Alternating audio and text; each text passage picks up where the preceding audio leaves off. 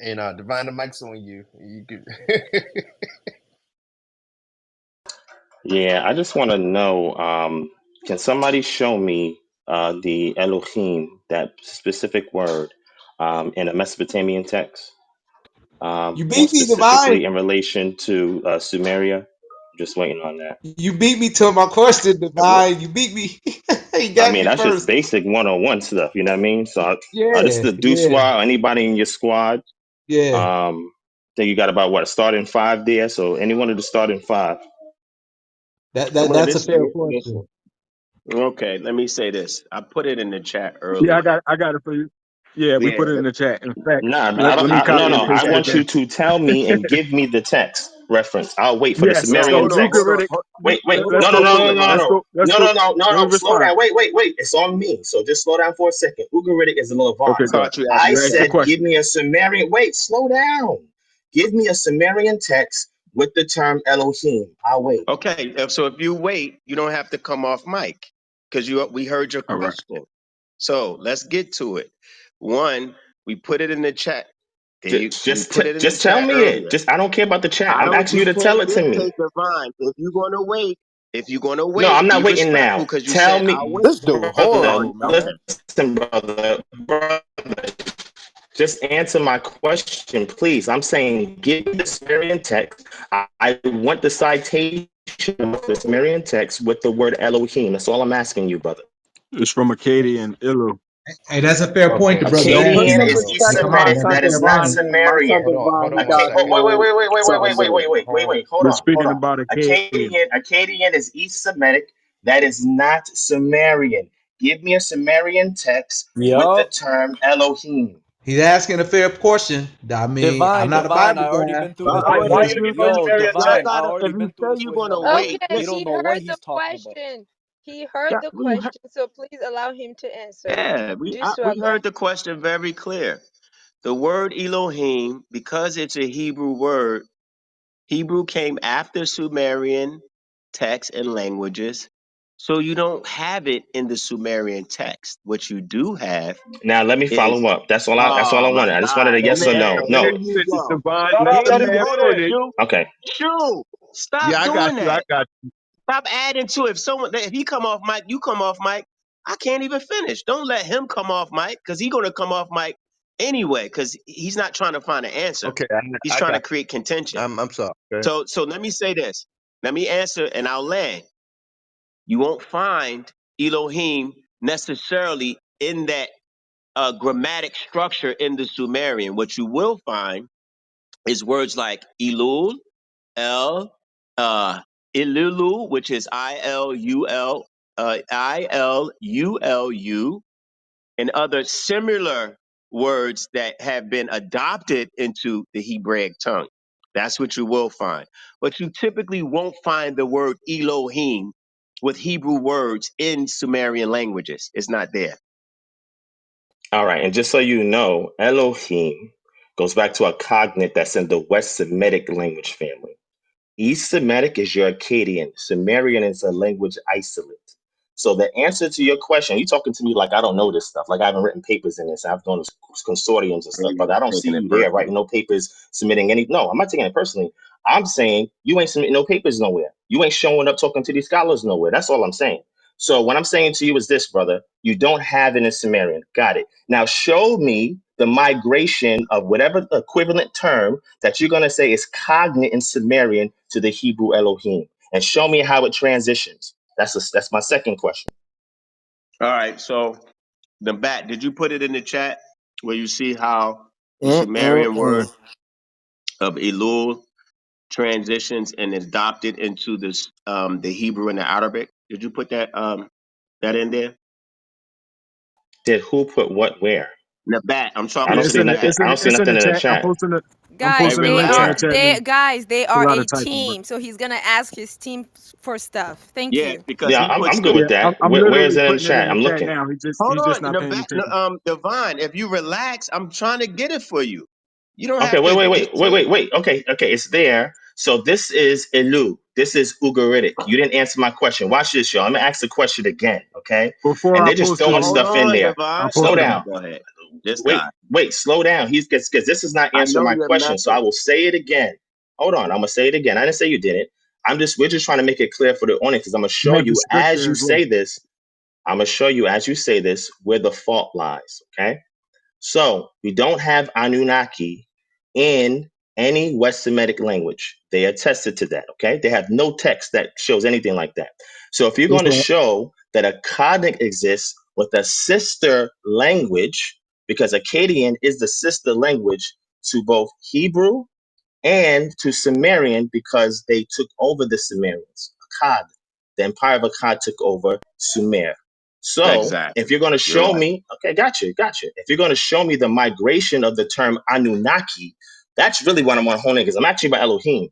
Show me the transition of Anunnaki or the Sumerian equivalent of Elohim as it migrates linguistically from Sumer to Hebrew. Don't just post something from Ugaritic because you're missing Okay, let steps. me So answer you, please bro. showcase it. When you ask a question, just put a question mark and you end it. You don't have to create I like don't you need you to talking tell to me you how in to some speak. battle. Just answer the question. Yeah. Divine, let him Divine, answer, yes, man. the mistake Divine is making right now is he's Naba, confusing the Naba, Naba. I believe Doosua wants to he answer. was So, he was so speaking to me though. No, I wasn't talking to you now, but I He was was talking to speaking to me. Duswa. Doosua, you have the mic. Doosua, you have the mic. All Okay. right. Yeah. What he and not in the bad. I know where you're going. He's confused. What he's doing is you first said Elohim. Now you're saying Anunnaki. The Anunnaki word was not translated or it didn't migrate into the Semitic languages because they didn't understand the cuneiform. The only person known to have tablets was Moses. And Moses, the tablets was destroyed when he came down from Mount Sinai and he realized that the Israelites had begun to worship Hathor or the golden calf. So he was vexed and threw the tablets down.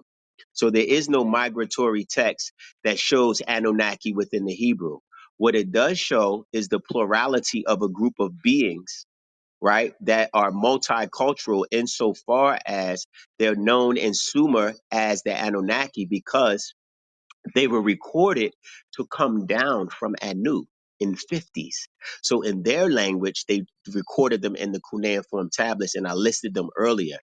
In the Semitic tongue, they're not recorded as coming down because they didn't witness them coming down from Anu in Mesopotamia. They only witnessed the interaction from Abraham singularly as El and Elohim. So it's the same, it's a title for the same beings. You have to remember, those words are just titles, they're not names. So Anunnaki is a being who was sent down. It could have been different characters, it could have been different species, but they still would take on the same title. Elohim, it just means these beings. That could be anyone. It could be any group, right? The El is the source, or El, short of Ea, which is living, right? So when you have El or the source, you have Elohim, which is plural, and you have El Elyon, which is the highest. So it's all semantics. There's no El Elyon migratory isn't even word. a god or a I'll word. land with this. I'll land with this. There is no migratory word for Anunnaki in any of the Semitic languages because it was a Sumerian title for beings that they experienced in Mesopotamia and Sumer. There That's you go. All definitely You right. So just true. beings disproved they yourself. Thank you. beings wait. Exactly. Beings they experience in a locale. See, this is what y'all gotta understand when people start saying crazy stuff like Do this, you right? guys have A lot of history? these deities are landlocked. A lot of these deities are landlocked. And that's like that for a And reason Lil was because they're not patron landlocked. deities of certain. Okay, I'm gonna wait till he's finished.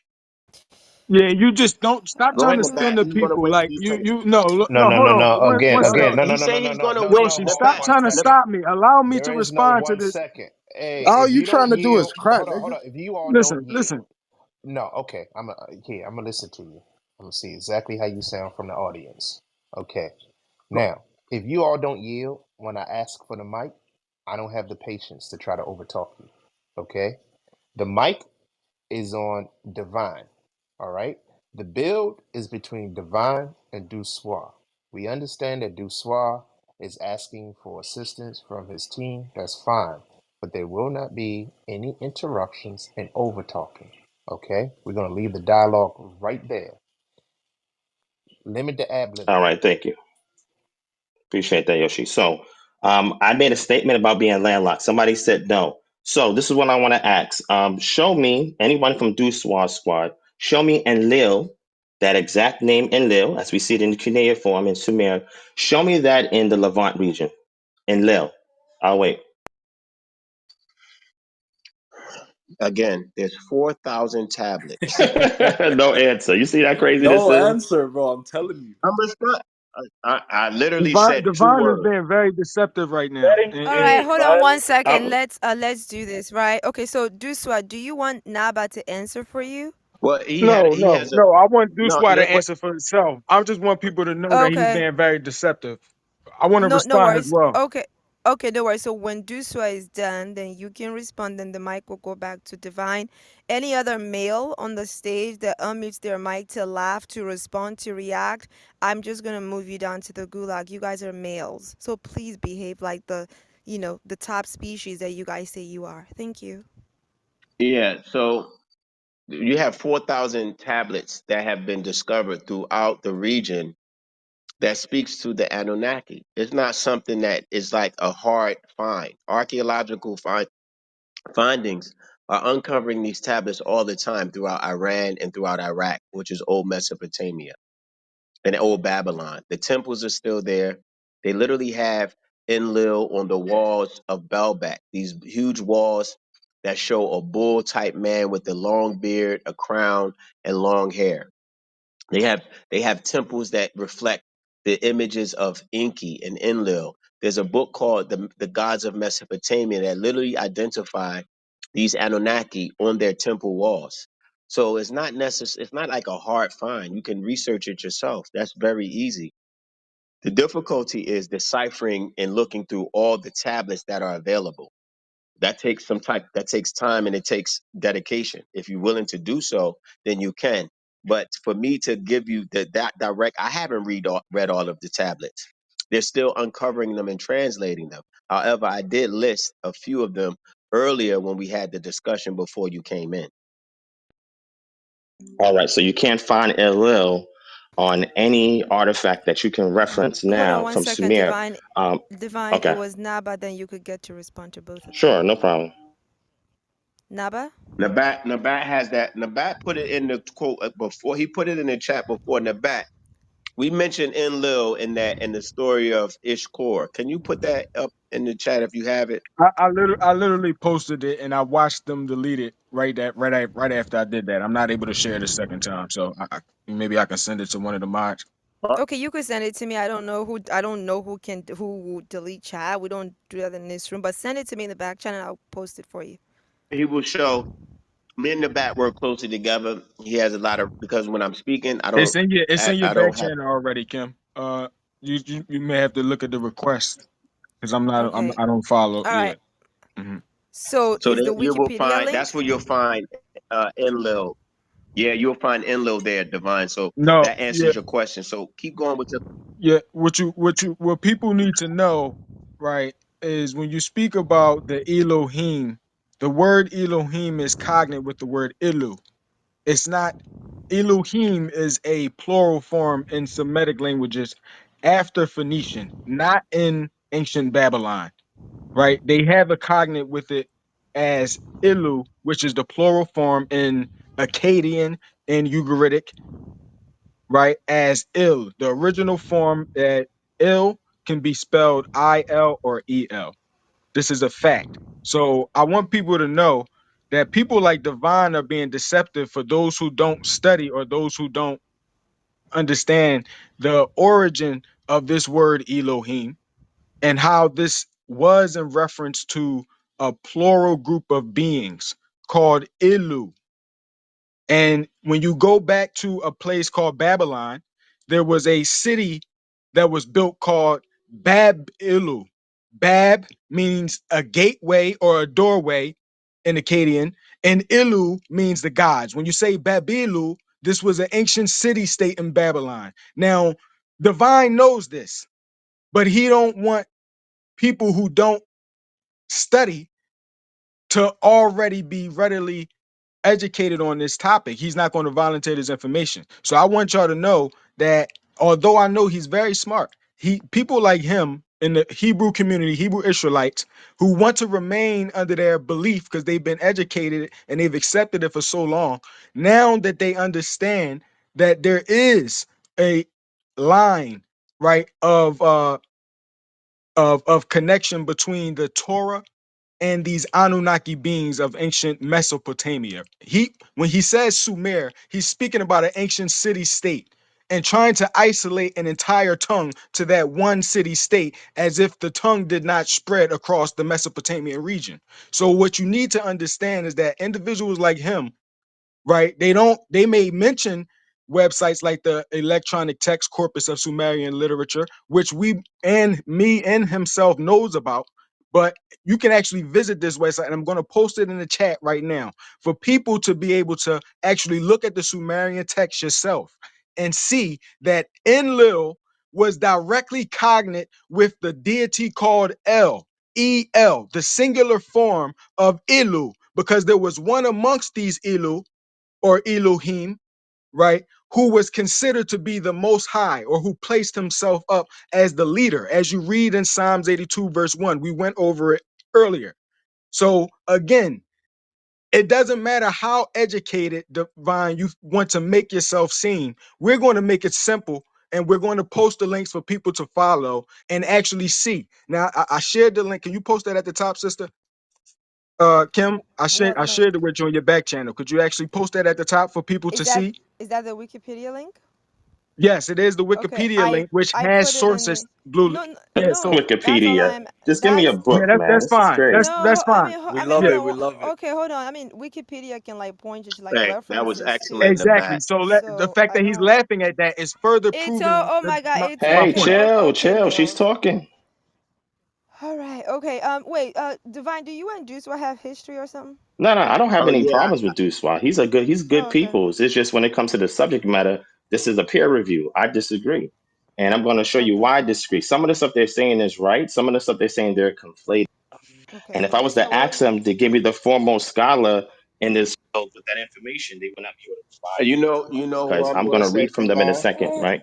So look, you cutting me off, but go ahead, you got it. No, I'm just Go saying. ahead, I'm Juice. saying no. We can I have was asking him we can something. have a dialogue. We can keep it clean because and we don't need to create a boxing match up here. But you know my authority, and I spoke to this before because people say, "Where's your sources? Where's your authority?" I'm going to tell you. Everybody knows on Clubhouse who I stand with and who is my supreme authority when it comes to this topic, and that's His Excellency Dr. Malachi Z.K. York. Period. There's no other scholar, no other academic The person on the rapist? planet. Come Now let on me now. finish. Yeah, whatever. You That know can walk Pharaoh, in his right? shoes, that can walk in his shoes and has written any books on the topic. And if you hear the knowledge coming from us, it's coming from him. So as we a student, I'm a student. I've been a student. That's my father of my whole life. So I'm going to make reference to him. I'm not going to make reference to a Caucasian. I'm not going to make reference to another culture or someone outside of my own people. We are the authority and we are aware of the knowledge, and that's what we're relating. So I don't need no sources. I do that for other people that may need the white man's verification or validation in their text or their academic learning. They may say, "Oh, yeah, let's go to such and such Jeremiah Swartz or these Caucasian Caucasians or whoever they are. They don't even have to be Caucasians. They're not us. They can't make reference to us. They wasn't there when we were there, and they can't dictate our history. My authority, and I'll stand on that, is Dr. York. If people want other sources, I can do that as well. But that's what I stand on. All yeah. right. I just Uh, mentioned the electronic text Okay, got it. of So Sumerian who literature, was and it's in the speaking? chat. Were you done? It You was were done talking about. I think yeah, it it. was Divine. All right, Divine was Divine, go speaking. ahead. Mhm. Divine, you have the mic. Yeah, my bad. I'm multitasking at the same time. All right, my apologies. All right, so you already know that Duswa. I just want to let people know for the record, I don't have nothing personal against Duswa. He's a good brother. You know what I'm saying? It's just the information that I'm dealing with. So it's nothing personal. You won't never see me call him out his name, disrespect him. You know what I'm saying? I may, play around back and forth, but it's nothing serious. I just want to make sure that people understand. And at the end of the day, if the brother needed me, I'm here. You know what I mean? So let's get back to what we're saying. Now, if you're going to say that Dr. Malachi Z. York is your source, give me the scroll where he talks about this and let's go through it. Which one? Because I have him in front of me. Give me a scroll number. That he speaks about what topic? What we're just talking about right Which now. one? Give me the scroll number. Enlil, Enki. Well, he speaks about it in the Anunnaki. I Okay. mean, pardon me, the Anunnaki in the holy tablets. And the holy tablet. Okay, so you want to go to the holy tablet. All right, give me what page in the holy tablets. I don't have it in front of me. But that's your I don't have it source, in front of though. me. You have That's it in front. crazy. I'm not. All right, so wait. Yeah, Okay, it's a cool. No, it's you, a you, huge I volume. got, brother, I got it. So if you don't have it in front of you, Okay. all I'm gonna do is share it with the people so that they have the holy tablets because y'all ain't give that out yet. And once they have the holy tablets, then when you get a chance, next time we talk, I want you to start citing him if that is your primary scholar. Okay. Well, Okay, but since you don't let me have, give you another book. Let me give you okay, go another ahead. book. Do you Um. have it in Uh. front of you though? No, I don't have. I'm not in front of my computer. I'm not in front No of my problem, computer. brother. Sound Yeah. like you eating So at a there's another restaurant. book. Is the food good there? Oh no, I'm home. Yeah, it was not. I'm not at a restaurant though. I'm eating, but Oh, not you at a cooking at restaurant. home. All I'm right, done cool, though. cool. All right, go ahead. Yeah, I'm All done. right, go ahead, brother. Okay. Yeah. So there's several books. You have Science of Creation, and you have Extraterrestrials in Creation. That's the one. I'm sure you're familiar with that one. Yes, And sir. also, there's another one. Are the Anunnaki real? Right. It's a small scroll that came out a few years ago. So he speaks about it. Oh, and then Planet Risk, he speaks about the Anunnaki in there as well. Now, but for the latest scrolls, you can eliminate that. There's Bigfoot, he speaks about it. The Harvest, he speaks about it as well. Are you familiar with the actual fact series that just was released? Somebody put me onto it, but I don't have them yet, so I can't speak on that. But I'm gonna have Okay. them. Yeah. You could So he definitely has send them to me, or wait, listen, you can send it to me, or I will purchase it from you. Give me the link, no, I mean, right, and that's I'll buy cool. it. No, brother, listen. I don't just take scholars' work like that. I actually pay for stuff that I have in a That's cool. digital form. So give me the That's link. Let respect. me purchase it. and then you can send me the PDF. Okay. All right, But go cool. ahead. I'm So listening. the back, my bro, I think he can send our website. So there's a series of books recently where he's making. It's called Hereafter Doctrine. This Hereafter Doctrine is speaking and putting into context the true nature of these beings and who the religious world is worshiping. So you have one called The Harvest, right? Another book is called Freaks and the Perfect Creature. And I'm not going to get too many because it's kind of long. Mm, If you know Dr. Yeah, York, yeah, he's yeah. So, prolific. Okay, so oh yeah, last one. definitely, definitely.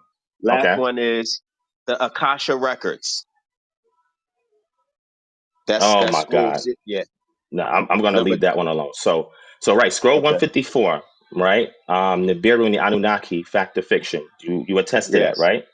Okay. Does Yeah. he speak the truth about the Anunnaki in there? Yes or no? It's factual. It's in reference in your. No, He no. makes reference I to. have to ask. I have to ask. Yeah. Well, That's I'm all. making reference to it. Yeah. Okay, got it. So you're saying so. Right. So if I was to read something from there, you would agree with it, correct?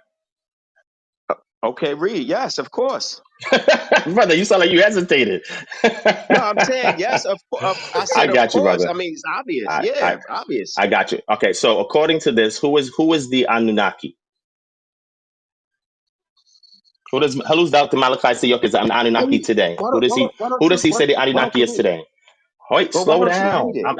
Brother, I'm looking at You Michael said Jordan and Mike I Tyson. I'm asking responded you right. and you tell it divine. I respond and you tell me to slow down. Come on, man. Be real. You No, I thought asked that was me and I'm saying I thought that was somebody else from your team. My bad. Go ahead, brother.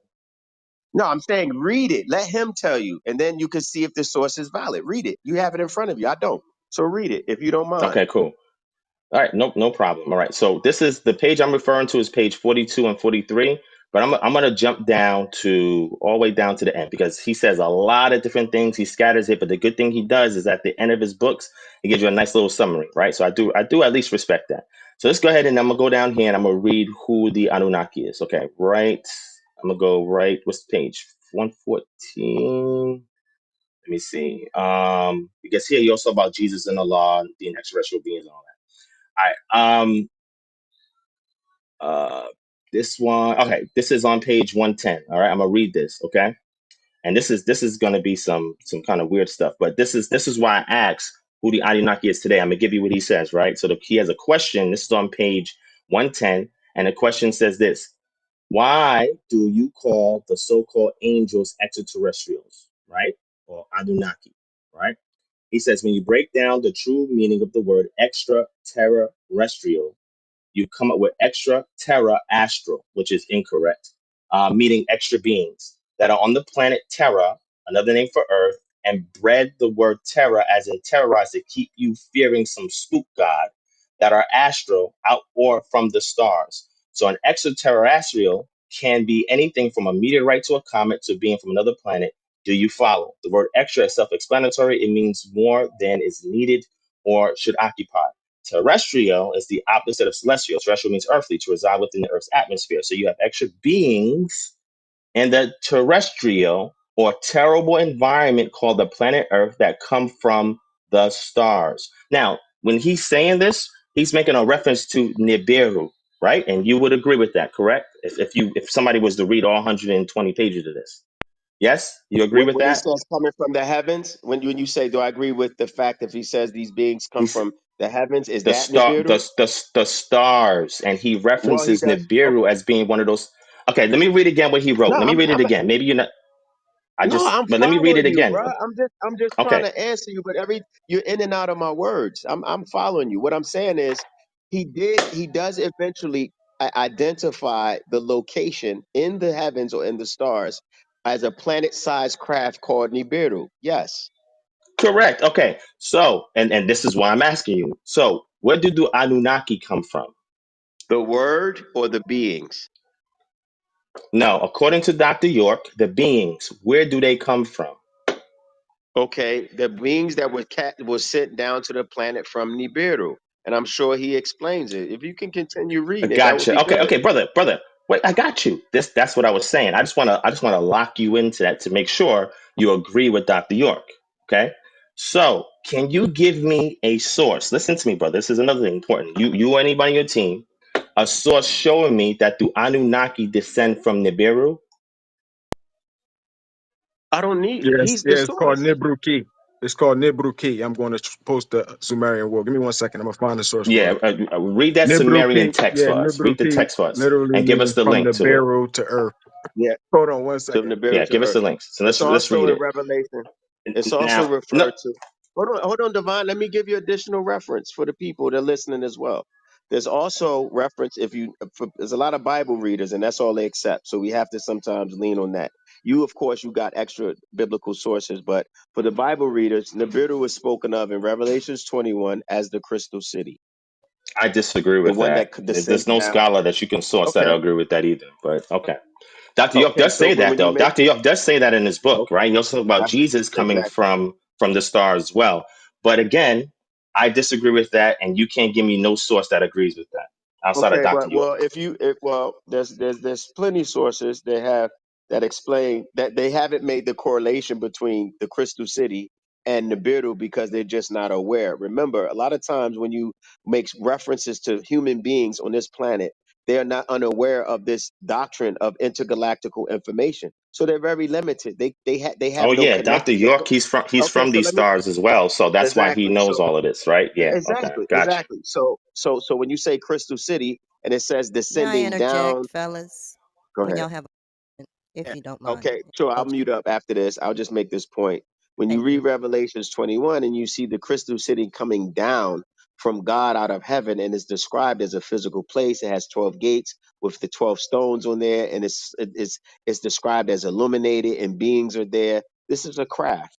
Now, it's you people to say, well, where's this craft come from? They really don't know. The ancient texts call it Nibiru, which means to cross or move about from Nebera. That's where the word comes from. And there's many extra other texts that speak about it. And in fact, Nibiru is carved in on on the Babylonian walls. They show Nibiru the craft there, and in ancient Egypt they speak about these crafts as well. I think Nabat had placed it in the chat. Did you place it in there, bro? Can I ask Yeah, a question? he do another wiki source up there. All right. So I'm gonna Yeah. let Mama Stephanie speak, and then after that I'm gonna read from a You know, scholar so we can Wikipedia show has brother. hundreds of sources on it, right? Yes, Divine. brother. Have you ever? They do. Okay, one They have a. mic on Mama Steph. One mic on Mama Steph. Thank you very much. Thank you, my baby. Thank you, Divine, and thank you, Doosua. Um, I've been trying to listen this whole day through and grab some relevant, maybe peer-reviewed sources. Doosua, I understand that your people are posting some links in the back chat, but I'm from a different era. I have a specific question. I know everyone laughs at Zachariah Stitchin's books, but do y'all remember the name of the original person that translated the actual tablets? I cannot Which tablets? Mama Stephanie, which Yeah, which from tablets? one? the Sumerian tablets, Well, like Uh, back in the yes. 60s or 70s. yeah, can I get Yeah, it's not Samuel Kramer. yeah, Hold on. I'll get it for you. But Samuel yeah, Kramer was one of the people responsible for the some translations of some texts as well. Do right. we And then have you any also books or sources written by him, Yes, or yes, any books or sources that refer to his specific work? yes. I have it. yeah, yeah, he's got plenty of Son, them. if you can get that to me, I would greatly appreciate it, and I won't ask anything else. Can I Anytime. I Thank you got so you. very much. can I just ask you And just real so you guys know, I think that Miss Stephanie also believes that the Anunnaki existed at one point. So, right, Miss Stephanie? I don't want to misquote you. I believe they existed. To what extent, I'm not sure. But the little bit that I do know, I can't divulge because it's classified. Yep. Can I just Classified ask a information. question Okay. real quick? And I'm gonna make it clear. I'm not a Bible believer, but I do deal in scholarship, and I just need to ask a question, and I think the question is relevant to what is being talked about. I keep hearing people mention the brothers from the Dr. York camp, and listen. I don't rock with the Bible, but I just I'm a fair guy. I got to give Brother Divine credit. He is trying his best to be as scholarly as possible with the subject matter, and I respect that. Okay, I respect that. I would just ask the good brothers, no disrespect to my brothers who are partial to Dr. York. Okay, when you speak of the Anunnaki, just two simple questions. Can you tell me in what West Eastern Semitic text coming out of Sumer, whether you're dealing with the Sumerians, Akkadians, Assyrians, Babylonians, etc. What Eastern Semitic text do you find that story in about the Anunnaki? I know there's it's scattered about, but what particular text can we go to find that story? And can you tell me right now, today, who is or who are some of the people who are considered the foremost experts at translating those texts in the modern era that gave us our Yeah. best understanding of those texts in the modern Yes. era? I've been trying to. This is what I've been trying to answer. I literally answered this 7 times, and I posted links. If you look in the chat right now, I just posted it again. Please take some time. Please, everybody that's here, take some time and look at that post that I just put there 15 seconds ago. What Copy happened and in the paste back? it. It was The name of it. what happened Hold on. in the back. Hold on one Real, second. let me just Yeah, say it disappeared. It I know. disappears This is what they because keep doing. This is what they no, keep it's doing. not. So, Listen, There's no one in the room. Sometimes in Clubhouse, the last like 10 chats, they just remove it and it just starts back 40, 30 minutes ago. It happens in a lot of rooms, so that's what's happening okay. I with thought the it may have just He been me. actually I've does never heard remove it anybody else. if I you thought. go out of the Yeah. room Well, look. and This you is Well, come what. back Okay. keep in All the saying right. room, that you can Oh see because my. that. I know there's no Please moderator allow me to here. The respond. ones that He I asked the see, question. if you don't mind, I know that there's no moderator here, not the ones I'm looking at, that would in any way go delete any type of sources that can validate anything that's being said here today. So if it's being removed, it must be a glitch or it must be the app, because I've been looking for them. Anunnaki. And if I would have found them, I wouldn't have to interrupt and ask Divine for specific sources, because I know he is well adept at giving sources. So no one has removed I anything. would like I'm to. still waiting. I would, Thank you very I much. would like to ask Nabat. I think I see what you posted in the chat, Nabat. Yeah. Is I it? just Let want me to read a source when y'all done. listen. That's No, all. 1 second. Let me respond. Y'all keep asking Okay, questions, so but y'all don't want no. Naba. So the reason why it's kind Wow. of taking long is because you and Deuce are like basically splitting the time. So it's gonna I take haven't been able to longer. speak yet. I But haven't really been but able. I okay, only responded to a Mister previous statement. Okay, Mister. one mic on Kim.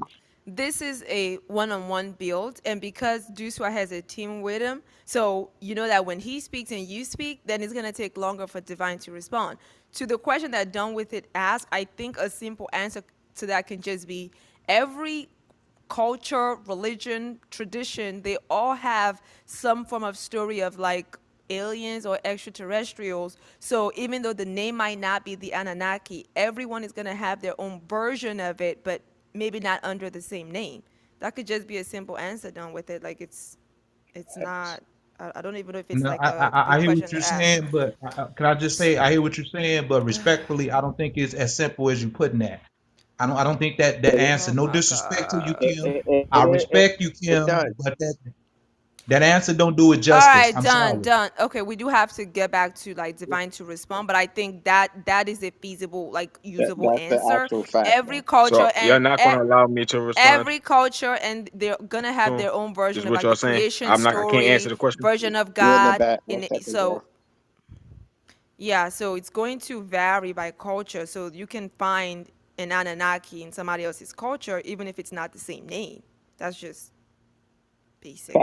But Nabat, Yeah, sorry. Go ahead. just take 2 minutes, please, Nabat. Rahul Bat Zamal, I was trying to help you in the back because I No, think I let the see what back you talk, posted. man. Who's No, talking? no, it's Raquame. No, Relax, this I Rockman. was The trying to back help. been asking to speak. Please let him I speak, know bro. I'm He gonna got let him 2 minutes. speak. I was trying to help him. I don't He know if don't you're getting need the your Hold word. help on, hold right on. now. One mic. Relax, this One mic. relax. Ra Kwame, it's on the back. Okay, Too. it's on the back. Yeah, yeah. Go ahead in the back. No doubt.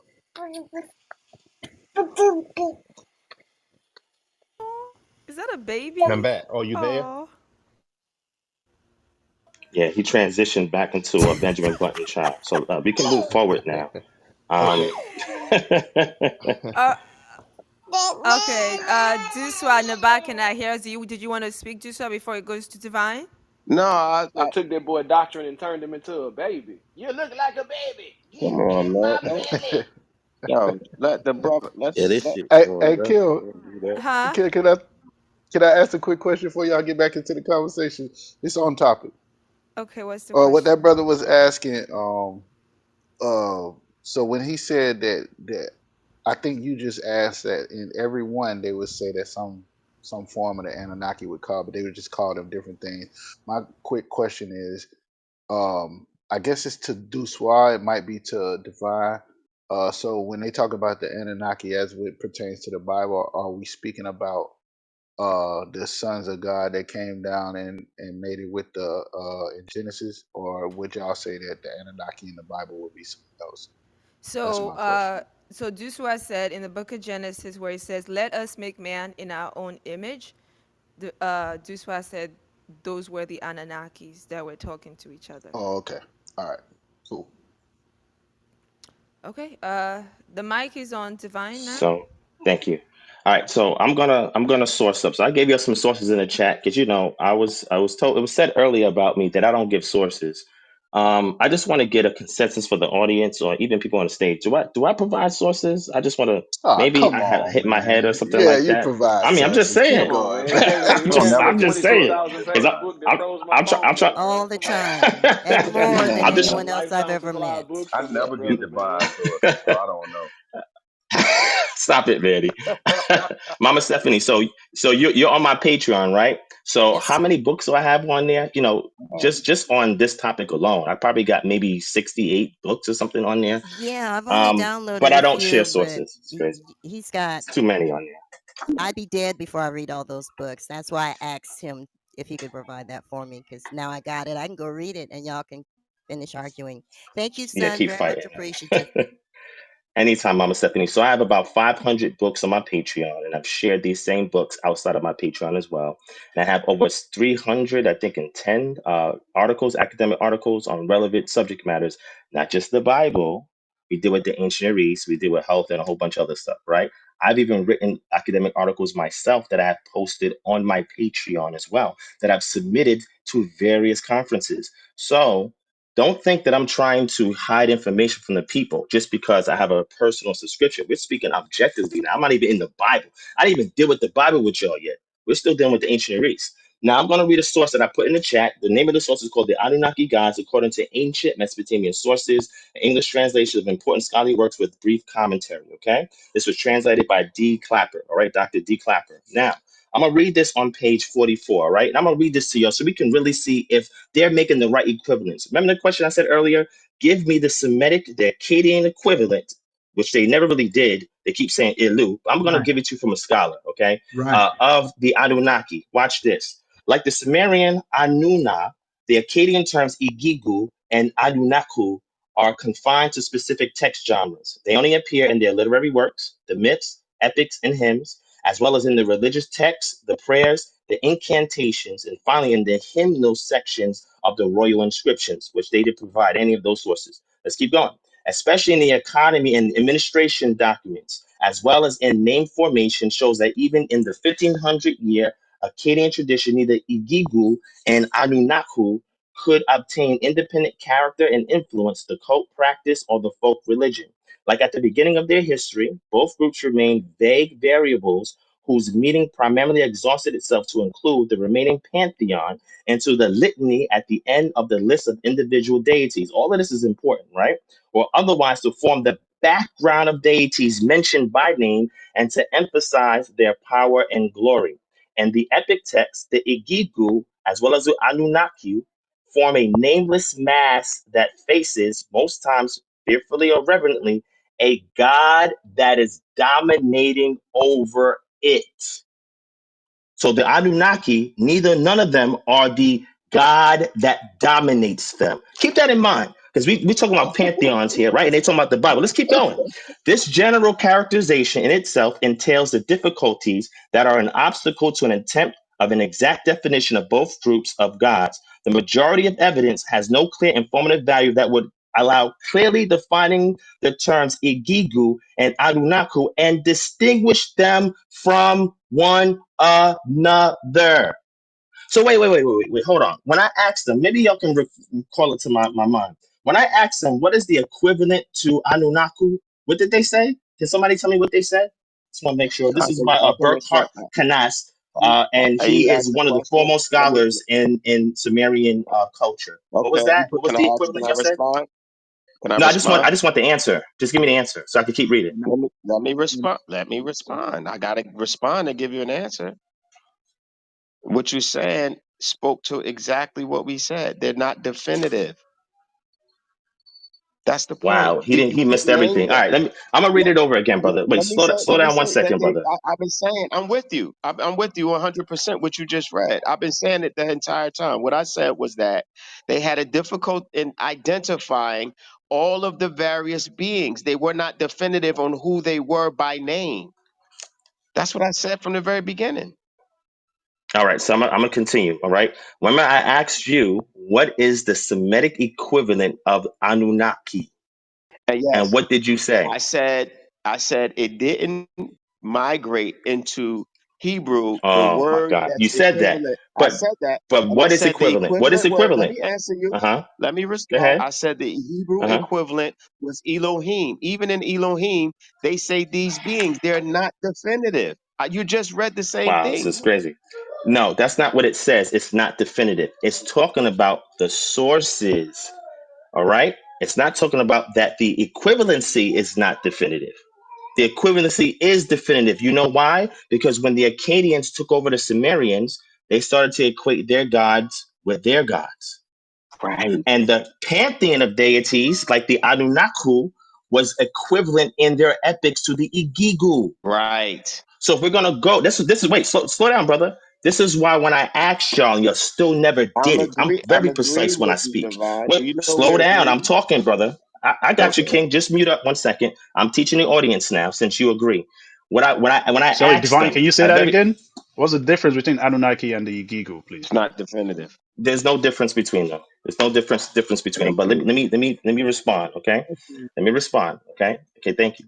What you have to see is the accumulation of culture, history, and myth from one city empire over another. The Akkadians conquered and took over Sumer. Sumer's culture still persisted hundreds of years after they was taken over. But what Akkadians started to do was assimilate elements of the Sumerian culture into their culture. So now the epics that was told in Sumer, when they are being told in Akkadian, they equivalent. This is very important. They make the equivalent affinity between the Anunnaki, and again, he keeps saying vague when they're referring to the various sources that mention them. There's no one whole epic that talks about the Anunnaki. They're mentioned in passing here. They're mentioned in passing here. You have to put all these things together and try to formulate an idea behind who they are. It's very similar to what you get in the Akkadian text. Now, I'm not telling you my opinion. I'm giving you a well-researched doctor who has done 45 years of research on this subject matter, which nobody on here has done, not even myself, No, so right? Divine, can I So, ask you a so I'm question? gonna keep reading. Let Oh, me ask okay, you a go ahead. You question can real ask, quick. but I Now, was still because talking. But go yeah, ahead. because we dialoguing real quick. Because there is no contention. I'm trying to show you what you just read is exactly what I've been saying. The Anunnaki and the Gigi. If you read the line where it says it's not definitive, read that like two of those lines, and just pause after that definitive sentence if you can. Just backtrack and read those two sentences that you read in the very first start.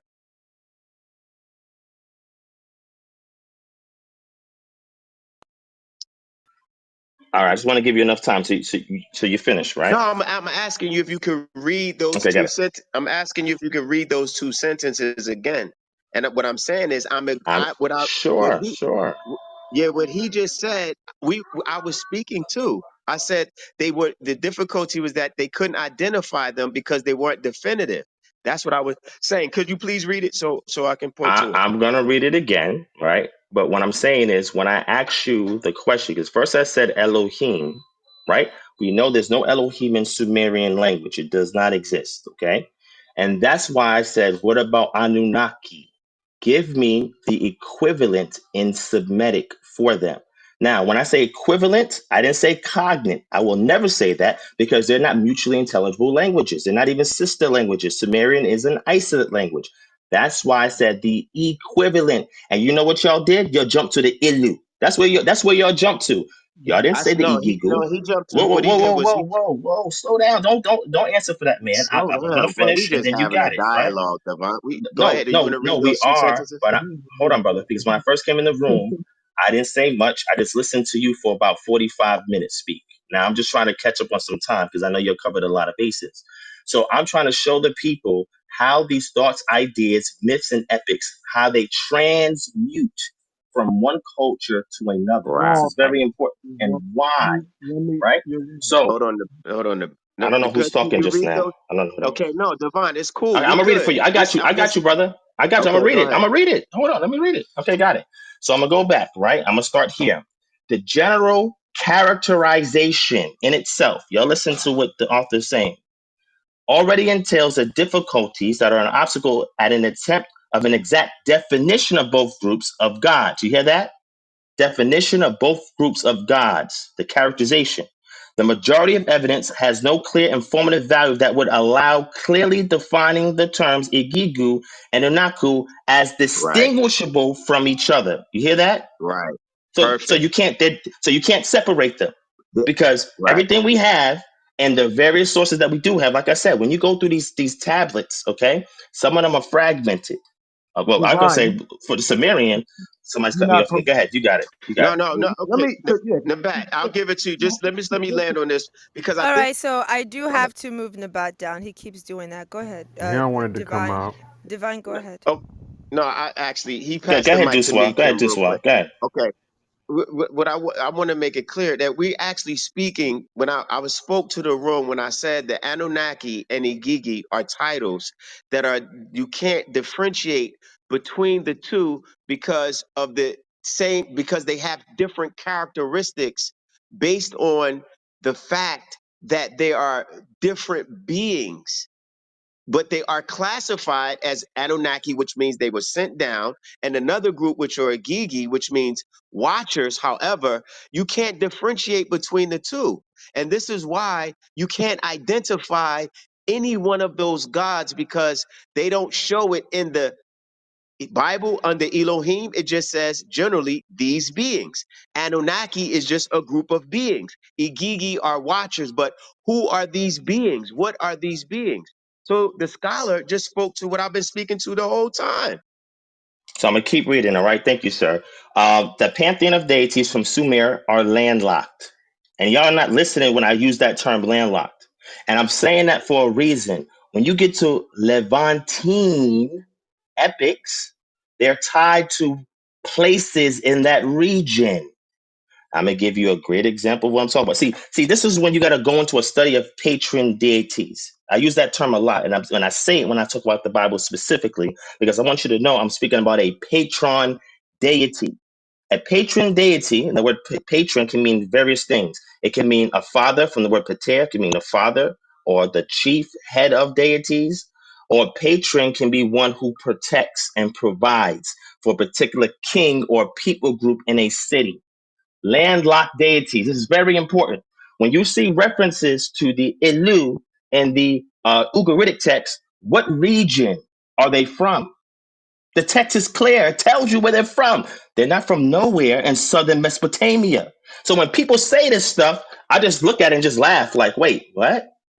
Here's a good reference since some of y'all are in the Bible. Look up the word Zephon. I want you to look up the word Zephon real quick. I'm gonna walk y'all through this because I didn't hear a lot of teaching in here. I see people throwing a whole bunch of stuff around and not really walking you through stuff. Y'all look up the word Levon, Zephon. Z-E-P-H. What, brother, slow down. I'm talking. Brother, slow down. I'm don't talking. Let me exercise your finish. ego like Uh, that.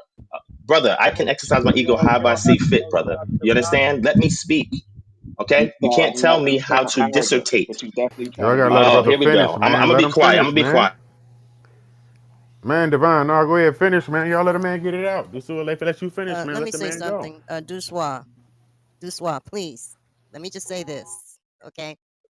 First, you dealt with Trilla on a whole different level. Divine has never called you out your name, has never been condescending. Just please allow him to bring out No his problem. actual No scholarship. problem, I'm just Stephanie. asking politely. You're Thank right. you He's No so being much. problem. condescending, but he's still respectful being condescending. So I have to strike Yeah, back. he He's does. being condescending. He's very kind. Right. Thank you, All right, so Duswa. I'm Go ahead, gonna Divine. apologize to y'all since people are saying I'm being condescending, which I think is laughable because I've heard a lot of these brothers in a lot of rooms that I've been in that I have recordings on and have three of them on my YouTube channel condescending people as well. But when somebody steps up here that has information and they want to send it to the people so they can peer review everything that's being said, all of a sudden I'm being condescending. So I'll apologize for those people whose feelings I hurt. That was not my attempt at what I'm It's saying. I okay, have a style. Divine. No, Listen, no, you hold on, can sis. flex your muscle. Go I ahead. got it, sis. I got it, sis. I just want to say this for the record because I'm accountable to the people, right? So if they're saying this, I just want to speak on it real briefly. So what I'm saying is, if you don't know me personally and you make a comment like that, it's very unfortunate, right? If you knew me personally, nobody in here knows me personally is going to say anything like that because we are talking about information. I'm not saying I'm better than anybody here. I'm just going based on the information, where its zenith of the information is at in regards to this subject matter. And I'm speaking as an authority because I'm the only person here that I know of that submitted papers in these consortiums where these scholars are at. If somebody else has submitted a paper, please put that link in the chat. If you want mine, I'll put mine in the chat as well. So I can speak from that position, at least from that position, because I've been in these circles and I've heard these conversations and I'm giving you the experts in the field. That's all. That's So why. now let's get That's to the how I know you're scripture. deceiving people. That's Now how I let know him you're Now I'm finish. deceiving deceiving Let him people. everybody. You hear finish. this? You hear Now let this? me Look at the respond. haters He coming ain't up. finished. Okay, when let me get one mic, Kim. Let me get one mic, Kim.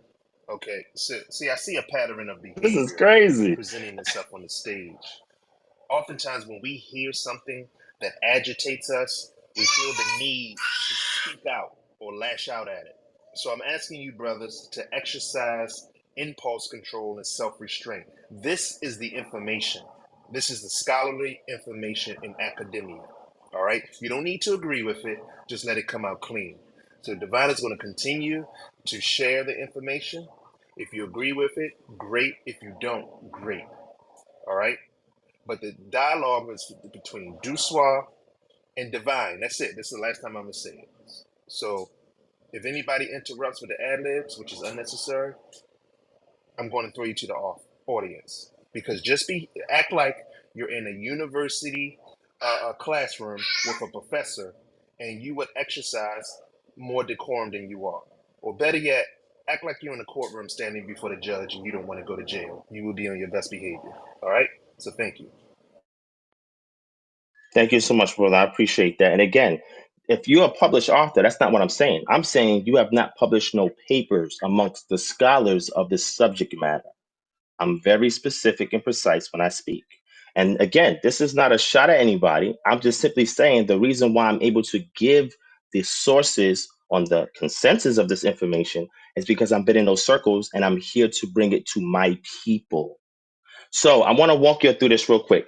I referenced the term Zephon. I'm going to show you how deities are landlocked. So when somebody starts to say stuff like the Anunnaki is in the Levantine region, I laugh at that. That's ridiculous. And then I'm going to go into the Ugaritic test after this. So I'm going to start with script. Well, somebody would like to read for me? Anybody? Somebody like to read for me? What you finna read from, fam?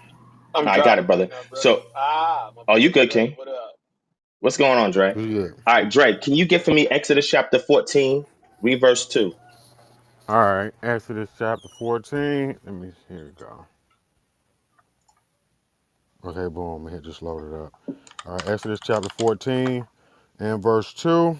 And it reads, Speak unto the children of Israel that they turn and encamp before Pihahiroth, between Migdol and the sea over against Baal-zephon, before it shall ye encamp by the sea. So the term he read there is Baal Zephon. Baal Zephon. Why is that toponym being used for that region? This is for you, Doosua.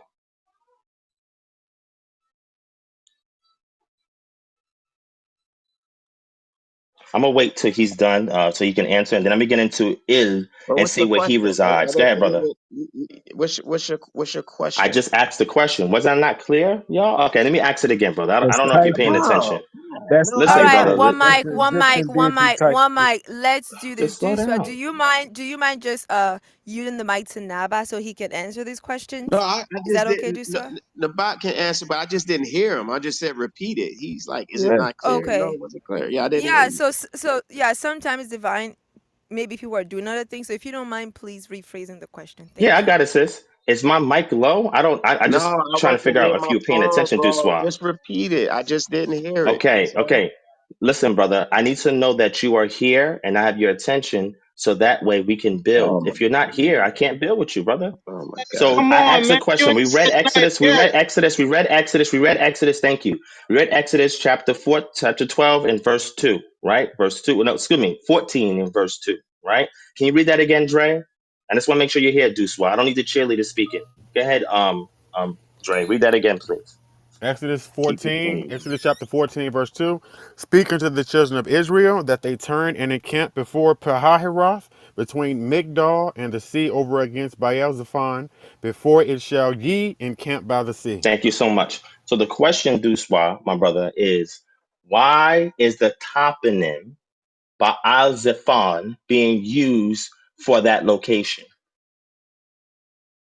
But Al Safan, well, let's Uh-oh. look it up. Right? Let's look up the word. You could just find the origin of it in the Hebrew. Let's go there. Hold on 1 second. I'm pulling up the chapter 14. We just go there. Exodus, right? Exodus 14:2. When you look up that word, Baal Safan, the Hebrew word for it is, right? Baal Safan, which means in the sense of cold, according to another Egyptian form, Typhon, Baal of winter, right? And it's used in the Strongs in Exodus twice. In Exodus, obviously, 14:2 and Exodus 14:9. But the Egyptians pursued after them all the horses and chariots of Pharaoh and horsemen and his army and overtook them encamping by the sea beside Pihahiroth between Bel-Safon. It's the same word, the Hebrews number 1189. It's also used in Numbers, right? In Numbers 33:7, the same text, which is before Baal-Zephon. Now, the word itself, I just read the definition. What is it that you want to know?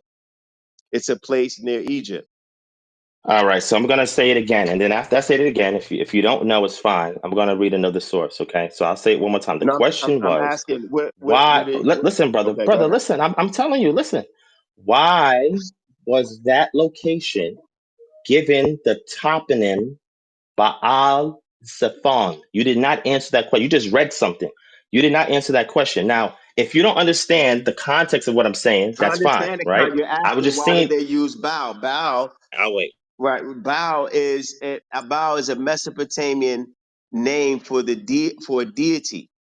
They used to call Baal Hadad. He was Enlil from the Sumerian text. Now I'm gonna get you to So when prove you that look in a at second. But wait. So let's say what you just said, right? Baal is who you said? Baal is a title. It's the ancient Sumerian Baal. It had reference to Baal Hadad, right? It gave reference to other Anunnaki, which actually means Lord.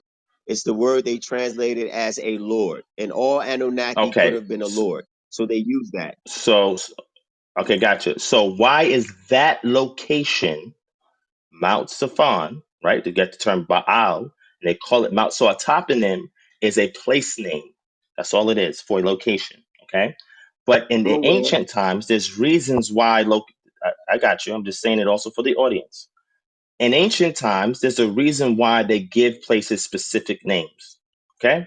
And you'll see it's still we still have residuals of that here in America today. So I'm going to read this, right? Just so you can understand. And I'm going to get the source from Ugaritic literature, right? But I'm going to read this just to generalize. And this is why I'm trying to tell y'all these deities are landlocked, but nobody's trying to listen to it, right?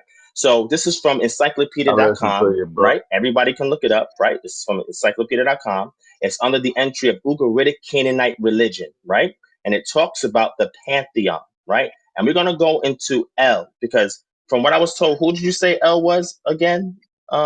Doosua, who was El? The It's equivalent a in title. what you said? So it's a title that was used by various Anunnaki. It's not exclusive. Okay, it is However, exclusive in a however, particular however, context. It is however, in different in the character that came as the authority of the Anunnaki in the various events was the El, like we was reading it earlier the in El. Psalms 82. Yes, an Oh El, its wait. So you source. So you go into the Bible to explain Sumerian text when Sumerians already have their own text. All right, let me stick in The context. Right, Bible the had God you're El using. and the extreme recesses. You said, Hold "Am I on, brother, going slow to the down. I'm talking Bible?" now, Hold on, Divine. Slow up. brother. You Why are you slow. going to the Bible? I never Because even we're brought the in the Bible up. divine. You just quoted the Bible. We're in Exodus No, 14. What are you talking brother. about? Brother, listen. You I asking was me a extra. question about the Bible, Here we go. and I'm we're gonna let in him the finish. Bible. I'm We're gonna in let the him finish. Bible. Yeah, don't ask me why we're in the Bible and you just quoted the Bible. Don't create contention when it's unnecessary. The reason we're using the Bible is because we're establishing that Sumerian deities exist within the biblical text in the Hebrew under in the Old Testament. And if you're using Baal, because it was in reference to some of the Anunnaki, which are undefinitive based on the academic scholars that you claim you follow and acknowledge, they were never able to define what Baal was there, what El it was, or what group of Elohim was speaking. So it's Yes, they do. undefinitive. And So now that you're done, I'm gonna keep talking. All right. Again, this is how I know you're not reading papers and stuff. That's it. It's the whole I don't bunch read of your article. Wait, slow papers. down. I'm not I know you impressed by don't. I them. know you don't. Wait. So So stop stop using saying that this. as a No, pretext. But stop. No, no, brother, no, no. You wait. slow down for one. You wait. No. Stop You was you. No, talking. you No, you slow was down. no. I'm not. No, I'm not gonna slow down. No, I'm Okay, gonna so go talk ahead. now. So chill out. Okay, Fall go back. ahead. So Go I'm gonna say ahead. it again. Go ahead. I'm gonna say it again. Because this is how I gotta talk to you for you to give Nah, me you some don't have to respect to talk talk. to that. But The god El and the recesses of Mount Safan, the great mountain of the assembly, the gods held session. And the Ugaritic text, the pantheon is called the totality of the sons of El, the totality of the gods, the assembly or family of the gods. The head of this pantheon is El, whose titles include the creator of creatures, the king, the bull El, and the father of mankind. Now, the reason why I'm saying things are landlocked, when somebody tells just me that said in that. Lil, Listen, hold on. I'm gonna wait Let till me he's done. respond. I'm gonna Let let me him go. respond. I just said the same thing you read. I said the word El is for the deity that was in authority at the time. And you just repeated it.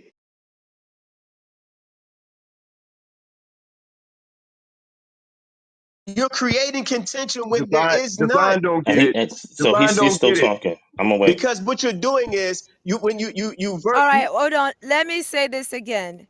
This is between Divine and Doosua. The mods are not even going to interject, so no other male on the stage should do the same. Thank you. If you read it, they just said that it was named for the assembly of the gods. Who are the gods? The Anunnaki. And when they named it after the head being, it was El. And if you look at when they get the different names, right, of this El, they had different characteristics because it would be interchangeable. And there was an El in this area, there was an L in that area, and they would say, well, this is the Lord here, this is the Lord here. The same way you have landlords. The Lord of the land was the owner or the authority of the particular environment. And so when you're reading the mountain by which Baal existed, Baal Zephon, it was in reference to an L. Why? Because as you just read, they assembled there as deities, and the head was El. And they named it after Baal Zephon, El Zephon. Read it. You just read it. There is no contention. In fact, I like the fact that you're putting those references up because you weren't here earlier, and everything that you're reading is confirming what I've been saying for the last 8 hours in this room. I'll land. You can go. So, No, I don't need your permission to go. I'm gonna give you the respect till you all right. Well, finish talking. finish Now, don't confirming. interrupt me. Don't Finish. interrupt me. Let me talk. Let me Go talk. ahead. I heard you, brother. You spoke. If you landed, then you should be quiet, please. All right. So this is. I'm trying not to be too technical here for a specific reason because I want the audience to be able to follow what we're saying. Okay. A toponym. I'm gonna say it again. A toponym is a place name for a location. In ancient times, certain deities, they dwelt on certain mountaintops. Specific deities dwelt on certain mountaintops, and typically they will be in the region of the people group who are the ones who are ideating these deities. This is important for people to understand this. Okay, Mount Safan is a very important location because the chief god El, he lives in the extreme northern recesses of Mount Safan, which is the location where the Ilu are at. They're That's right. not That's in in there. Sumer. They're not in Akkad. They're not in Babylu. They're not in none of these That's areas. So because when you somebody moved from tells there. you, here we go, I'm gonna wait. I'm gonna wait because He people don't want the Yo, You information what this is time. departed. going on though? Like honestly, like what really is going on? Like Divine gives the respect. He mutes up and allows others to speak. Now, but I'm really not sure why you keep speaking. If Duswa has not yielded the mic to you to speak in place of him, just mute up. You can always react on mute. That is always possible. Just keep your mic muted. Thank you. Sorry about that, Divine. You good, sis. I appreciate that, right? So and then I'm going to show you something else.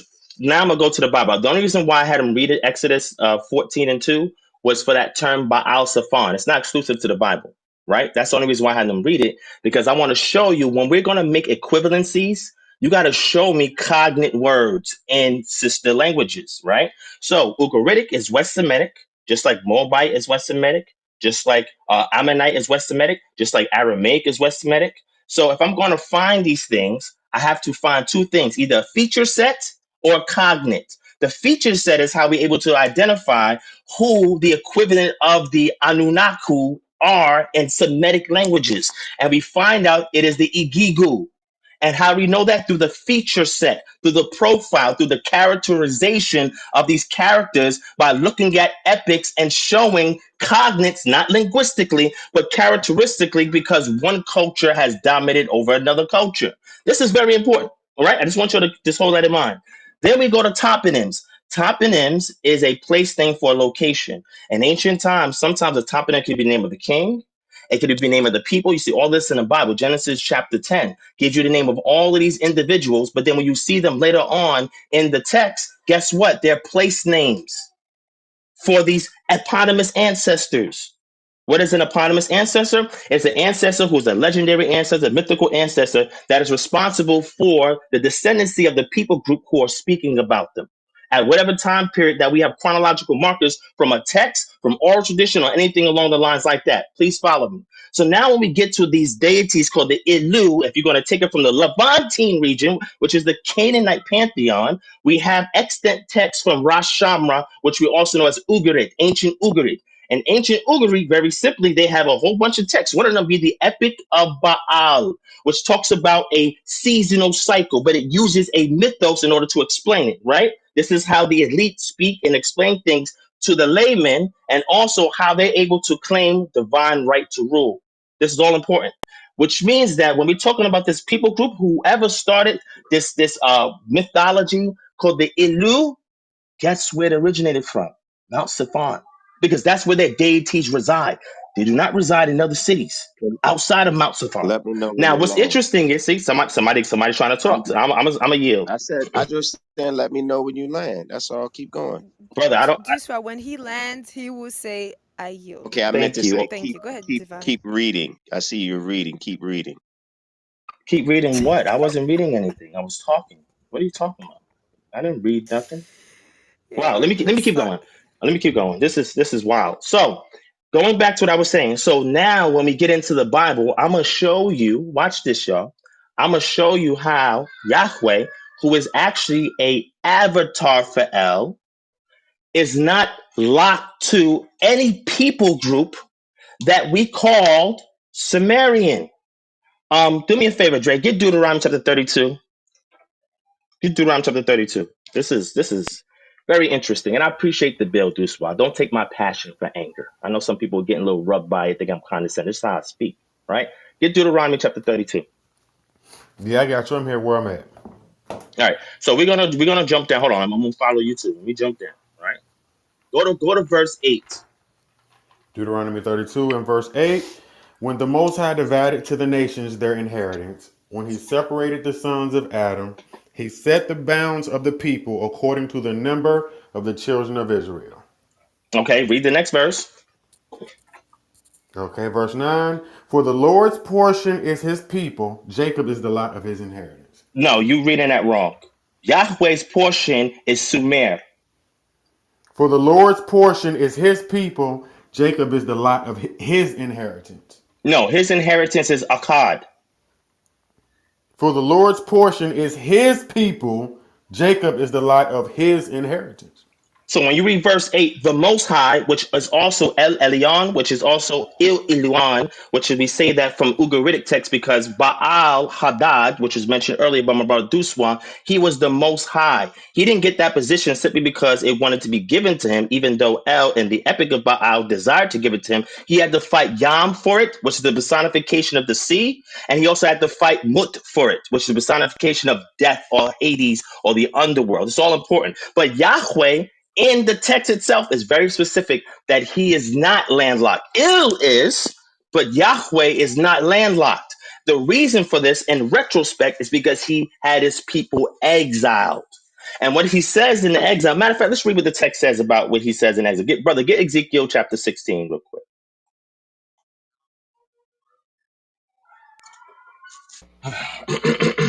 Ezekiel chapter You 16. didn't have to unmute to like cough. What is wrong with you guys? People are crazy. You see, they do every little thing to move away from the information coming out. This is wild. Yo, I'm sorry about their behavior, Kim. I'm gonna tone it down some, right? Because maybe my No, tone this is is making men awesome. I affecting these love men. I it. don't know. Yeah, it's good. It's good. All right, go ahead. Okay, hold on one second. How So many you more got that, minutes you gonna Dre? take, Divine? That's Yeah, why I I'm here at gotta Oh, say Ezekiel this. damn. chapter All right, 16. I'm I'm here. done, man. No, I'm done. I'm Y'all just got come, it. I'm done. don't get out, bro. I'm just trying to No, hold establish on. because All you right, you hold said on 1 second. Divine, Okay. you have 3 more minutes. Go ahead. Thank you, sis. And I'll take it exactly. So, brother, jump to Ezekiel 11 and 16. Let me go to 11 16 first. Go to 11 and Chapter 16. 11, verse 16. Correct. Hold on one moment, Wow. Divine. Yeah, go Hold ahead, on That's brother. one You got moment. Yoshi. it. I think that's It's Yoshi. Yoshi. Yeah, It's yeah, Yoshi. Yoshi got it.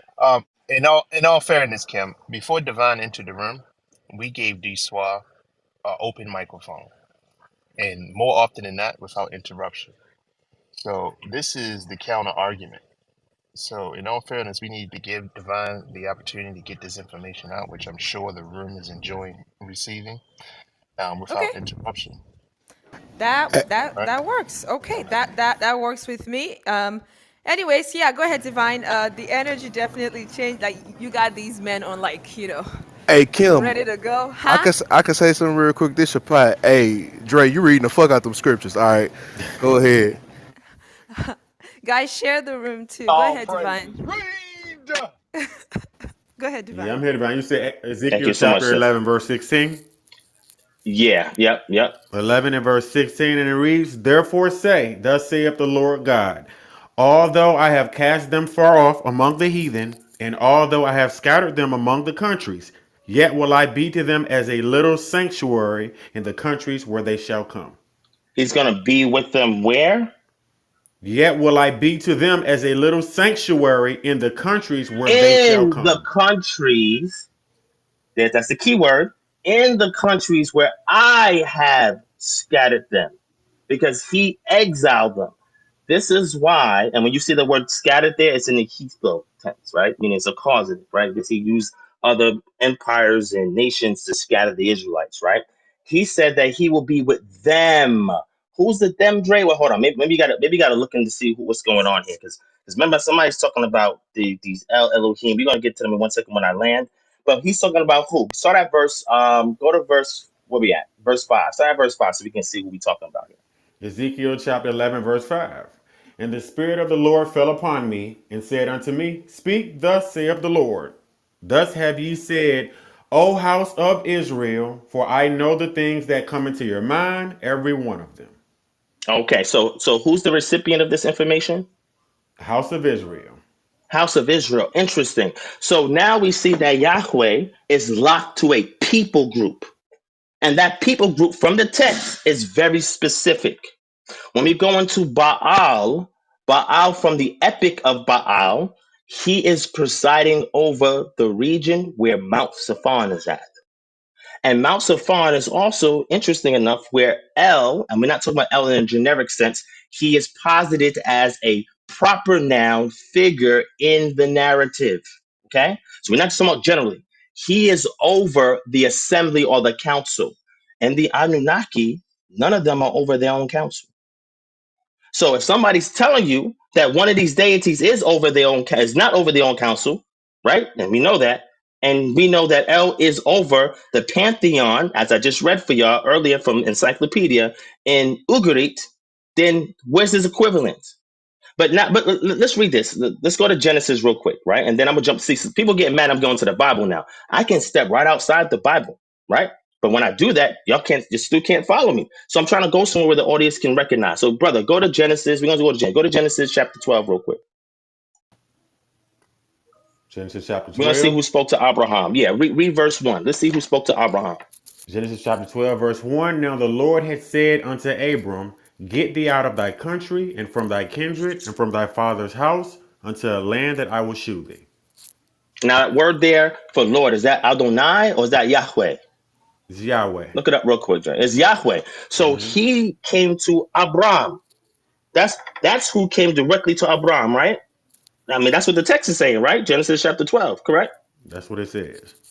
Okay, so and then a person would have to show you Yahweh in Sumerian text. That don't exist there, but I would love for them to show me Yahweh over there as well, right? And let me jump off with this last scripture. Let's go to Exodus chapter 3 real quick. We want to see who spoke to Moses and who he equated himself with, All right, I'm here. right? Exodus chapter All right, 3.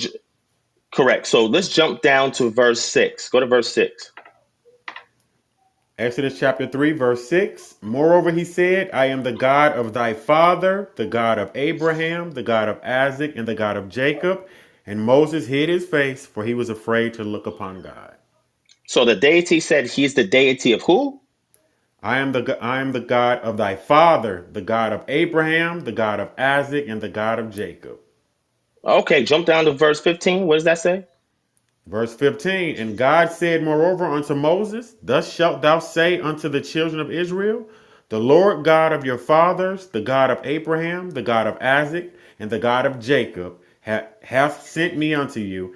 This is my name forever, and this is my memorial unto all generations. Interesting. Interesting. Okay. So we don't see the Sumerians anywhere here, right? No? Negative.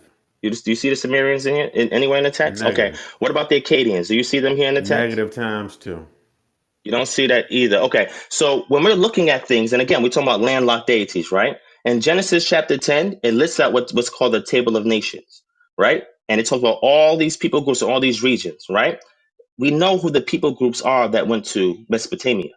according to Genesis 10. And guess what? None of them had the deity Yahweh. We don't see that nowhere in the attested text, the primary text that we're referencing. It's not there.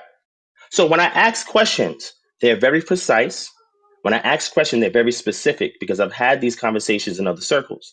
So when we're making the equivalent from the Anunnaki and somebody says, oh, they're automatically Elohim, and they try to give you the Ilu, but once you ask them locations, they say, whoa, slow down, brother. The Anunnaki, where did they reside at? Ask them that question. Hey, where did the Anunnaki reside at? That's the first question. The second question is, give me the text that says where they resided at. That's the second question. The third question is, show me where these gods migrated to Safan. Show that to me. I would just love to know where they migrated to Safan. Show it to me. Because I don't know no Sumerians who migrated to Safan. We don't have no record of that at all. So that's their patron deities. The Akkadians, they assimilated their deities, and not just all their deities. Akkadians had their own deities as well, but they took their pantheon and they mingled their pantheon. So you don't have any direct correlation from the Anunnaki to the Levantine religions because they're at different time periods. Now, when it comes to the Semitic data bank of language, then yes, you will have certain words in Semitic cultures, which again, the Sumerians are not, where you're going to have various words that are shared because you only have but so many words in that data bank, going back to Proto-Semitic, which is about 5,200 something BCE, what we have from the phylogenetic Bayesian method to distinguish when language, how far they go back. So you have a database that is growing over time, right? Where the earliest attested that we have of Semitic, the earliest is Akkadian, which is East Semitic. We also have that in correspondence with Akhenaten and his royal court during the time period when a martyr was being established, where the vassal kings were using Akkadian as a lingua franca and an imperial text to communicate with the king in Egypt. So we have Reason like ways to determine, oh, okay, if we want to look for equivalents and name places, we know how to find them. When it comes to correspondence from the Levantine and Mesopotamia, or what used to be called Sumer, somebody got to show me where those deities migrated to Mount Safan. We have no reference to that. So when somebody says this to you, they're taking a huge leap of faith that they have no foundational grounding for. And I'm gonna yield right there because I see people are still interrupting me, but y'all got it. I'm gonna yield. right. I just, hey, I've yet to really find out exactly your point. All of that, and I still don't know the point you was trying to make. The point I'm trying to make is that the Anunnaki are not the Ilu. That's what I'm trying to tell you because they're landlocked. And I gave you locations and toponyms. You haven't given us one yet. Where are the Yeah, they Anunnaki come from, from brother? another Tell me where they're planet. from. Give me their provenance. Okay, but you didn't. All you gave, you had questions. You were reading a bunch of quotes, right? You read a few scriptures or a few biblical texts, right? You spoke about, you acknowledged that this Baal deity was over mountains. We already explained earlier that when these Anunnaki descended down to earth, they didn't necessarily have a particular location because they existed from the heavens down. They were not mortal beings, so they didn't need a land. They controlled the lands, right? Also, when they descended in Mesopotamia, they established ancient civilizations, but they taught their creation these sciences so they can do the work. So there's no need to identify where they migrated to because they didn't need to migrate. It was the Hebrews that migrated. They were the Bedouin tribes that didn't have a land. So you're equating the tribes with the deities that they worship. Anytime these tribes migrated, specifically the being, let's deal with Abraham because Abraham was familiar with these beings. This is why the Lord, like you said, first appeared to Abram. Why? Because he was from Mesopotamia. He was aware of who these Anunnaki were. The Anunnaki didn't have to live in a specific land. They were traveling back and forth through the heavens, going up and down, as they say on Jacob's ladder or Ezekiel's wheel, using their crafts to interdimensionally travel. So it's not necessary to identify a land. What you can identify is the tribes, about the Canaanites, the Israelites, and the other tribes that worshipped or acknowledged these lords. Whenever they set up a particular land that was given to them they established altars. And when they placed these altars, it would be identifying markers to let the Anunnaki, Elohim, the Adonai, right? The El Shaddai, where they were. And this is why they set up these sacrifices, and the black smoke, the dark smoke from the sacrifices, the burning of animals, would give the Anunnaki or the Elohim an identifying marker of their location. And this is how the Israelites identified or called upon their beings. They would set up a sacrificing altar. That's how it was done. So, and anytime they set up these temples, they would name it after their El. Now, if you're saying that the Anunnaki are not the Elul, you're contradicting the first reference you said, or the Igigi. We sent the quote, the text in the quote, in the chat, that established that the Elul is Elo or El, and it all went or merged into the Semitic languages by Abraham. Abraham spoke Chaldean. He was from Ur Chaldea. He was not a Semitic speaker, though they use the words. When, if you look at the ancient, there's a dictionary, Chaldean Hebrew, and you see the comparison, a Chaldean language, you'll see the comparison to the Hebrew. Pull up the Chaldean dictionary. It gives you various comparative words that will show you that the Chaldean influence into the Hebrew language exists. And one of those names of the deities out of the pantheon is El. Now, again, I'm not pushing back on anything you said, because it's not speaking in any contention against what I established earlier today. What I established earlier was that the Anunnaki, beings from the heavens, came down to this planet.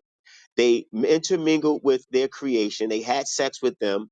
That's established. They didn't, and they built cities by which they taught. They didn't build cities. They actually taught their creation to do so. Gave them the sciences, gave them the technology, gave them the math, astrology, astronomy. They introduced that knowledge to their creation, and they were the builders of the civilizations of Babylon and Mesopotamia. And when these beings traveled or migrated, they brought the acknowledgement of their deities. And when they set upon a mount, this is why Moses went on a mount. He met a Yahweh there. And if you want to address the word Yahweh, we can do that. There is no unanimous agreement that the name of this one deity is Yahweh. No, again, I explained earlier that it is a verb. And that reference is made throughout Hebrew text that shows you, for one, that guess what? In Exodus 3:14, when it says, let me give you some arguments that was established or brought forth by these in this tetragrammaton that speaks about J.A. Moiter. You can find this in the Revelations of Divine Name. It was wrote in 1959. The argument is that the distinction is suggested that to mark a request to know the character of this being, not his name. When you see Asher Ayah, right? Where it talks about I am who I am. There's several scholars that says this is not his name, and I'll give them to you so you can use your extra biblical references. C.R. Giannotti says the meaning of the divine name considers the verb. It's not a noun. So anytime a person says the name of the Lord, the name of God is Yahweh, it's not the case. It means, oh, he who exists. And it's a verb descriptive of his existence. Let's continue. The meaning of the divine name, this is the title, considers the verb has existential import and is not a copula. For him, this being reveals his existence, but it hides his identity. And another scholar by the name of Walter Zimmerly, the Old Testament theology and outline, it says Hebrews must take into account God's refusal to impart his name to even Jacob as he wrestled. He says, why do you ask about my name? And in Genesis 32:29, you ask about my name, I simply am. He never gives his name. Let's move forward. Exodus 33:18. God refusing to give his name or show Moses his face. I beseech thee, show me thy glory. Exodus 34:9. If now I have found favor in thy sight, O Lord, let my Lord, I pray thee, amongst us. They were always asking for his identity because, like this, the quote, the book reference you said, it was they didn't know who these beings were, so they just called them El or Elu or beings from or Anunnaki. Now, the reason they don't use Anunnaki because it wasn't a Hebraic or Canaanite tongue. So they used a word that was descriptive of a plurality that established the identity of the group, but never the name. Let's go to C.H. Rothschild Worden, who, if you is also work in Berlin, finds three meanings to the verb again. Haya, to be, to become, and to affect. Aya is a first person singular. Yahweh looks like a third person singular. It translates as I am from Haya. 7961, to exist, not a name. That I am from Haya, to exist, that is to be, again, not a name. Yah and Wah are interchangeable. However, the Semitic divine names are argumented as one word noun. Now, let's keep moving. Right? And another verse, and I'll land with this. I'm not going to land, I'm just landing on this point that they never established the name. Why? Because these beings didn't identify themselves to the Canaanite tribes because they were not worthy to know these beings, because they didn't see these beings as worthy. They saw them as just beings who were to sacrifice and keep the covenant which was established with Abraham. And you know that they saw them as low beings because they said you even have to show proof that you're worthy by sacrificing your son. Now let's move on to this, because I think you were under the impression for some reason that these gods don't have different names or titles within the Old Testament. They do. But because they tried to differentiate the beings based on their character, it was difficult because one group was cherubim, evil, and another group was so-called agreeable. This is why you have El in Psalms 10 as one being, Eli in Psalms 22:1, Elo in Genesis 2:4, Elohim in Genesis 1, Yahuwah Elohim in Genesis 4:2, Yahuwah in Genesis 4:1, El Shaddai in Genesis 17:1, El Roy in Genesis 16:14, Yahuwah Elion Genesis 14:18, at dawn in Genesis 15:2. These are the titles. Those are just attributes that I just read, 1 through 10, and these are the titles. Yahuwah El Alom, that's in Genesis 21:33. Yahuwah Yari, Genesis 22:14. Yahuwah Nisi, Exodus 17:15. El Kadash, Exodus 31:13. Tesor, Deuteronomy 32:4. Yahuwah Shalom, Judges 6:24. Yahuwah Sedek, Jeremiah 23:6. Yahuwah Shammai, Ezekiel 48:35. El Rad, Proverbs 26:10. Yahuwah Zabawal, Samuel, 1 Samuel 1:3. Yahuwah Moshek, Isaiah 60:16. And Yahuwah Roy, Psalms 23:1. Why is this important? It's because these are names of various beings of the Anunnaki pantheon. They were not monotheistic. So contrary to what you're trying to say, even though they don't use Sumerian texts, they identified this group by the influence in which they had in the event by which they were recording.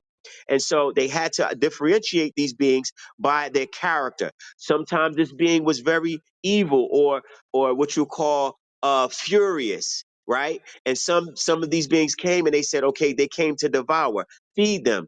One of the beings named El Shaddai, which you'll find in it was the mightiest of these Elohim. It's found, it occurs 8 times in Genesis, actually in the Old Testament. The first time is used in Genesis 17:1.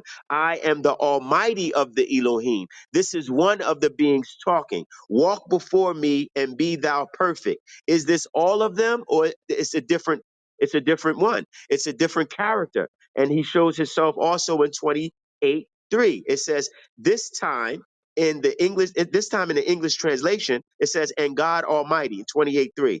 In the English translation, they use the word El again. This is another El. This is not the El that you spoke about earlier. This is a different El because the title was passed on depending on the lineage of the Anunnaki. Now let's continue. Before this Shaddai, unlike the previous verse where the title El falls after the Shaddai, this El is one of the Yahwehans. So out of the Yahwehans, the living beings, one would step forth and he would say, I am the being of Abraham, Isaac, and Jacob. Why? Because he wanted to differentiate that I'm not the deity of those other tribes. I'm not the deity of that other group. I'm the deity of this particular family. He also shows himself in 35:10. And it says, and God said unto him, thy name is Jacob, thou shalt not be called any more Jacob, but Israel shall be thy name. Here in that word, in that word God, there is Elohim, but however, it becomes El in verse 11 in the very next verse. Read 35:10, and then you go to 35:11. It goes from Elohim to El because it's differentiating that I'm not of the group. I'm the singular El. Read it. And God said unto him, I am Elohim El Shaddai. So I'm showing you that I'm a specific character. Does he give his name? He doesn't give his Sumerian name because they never revealed their name. Why? It's because you could call on these beings and get their attention if you knew their name.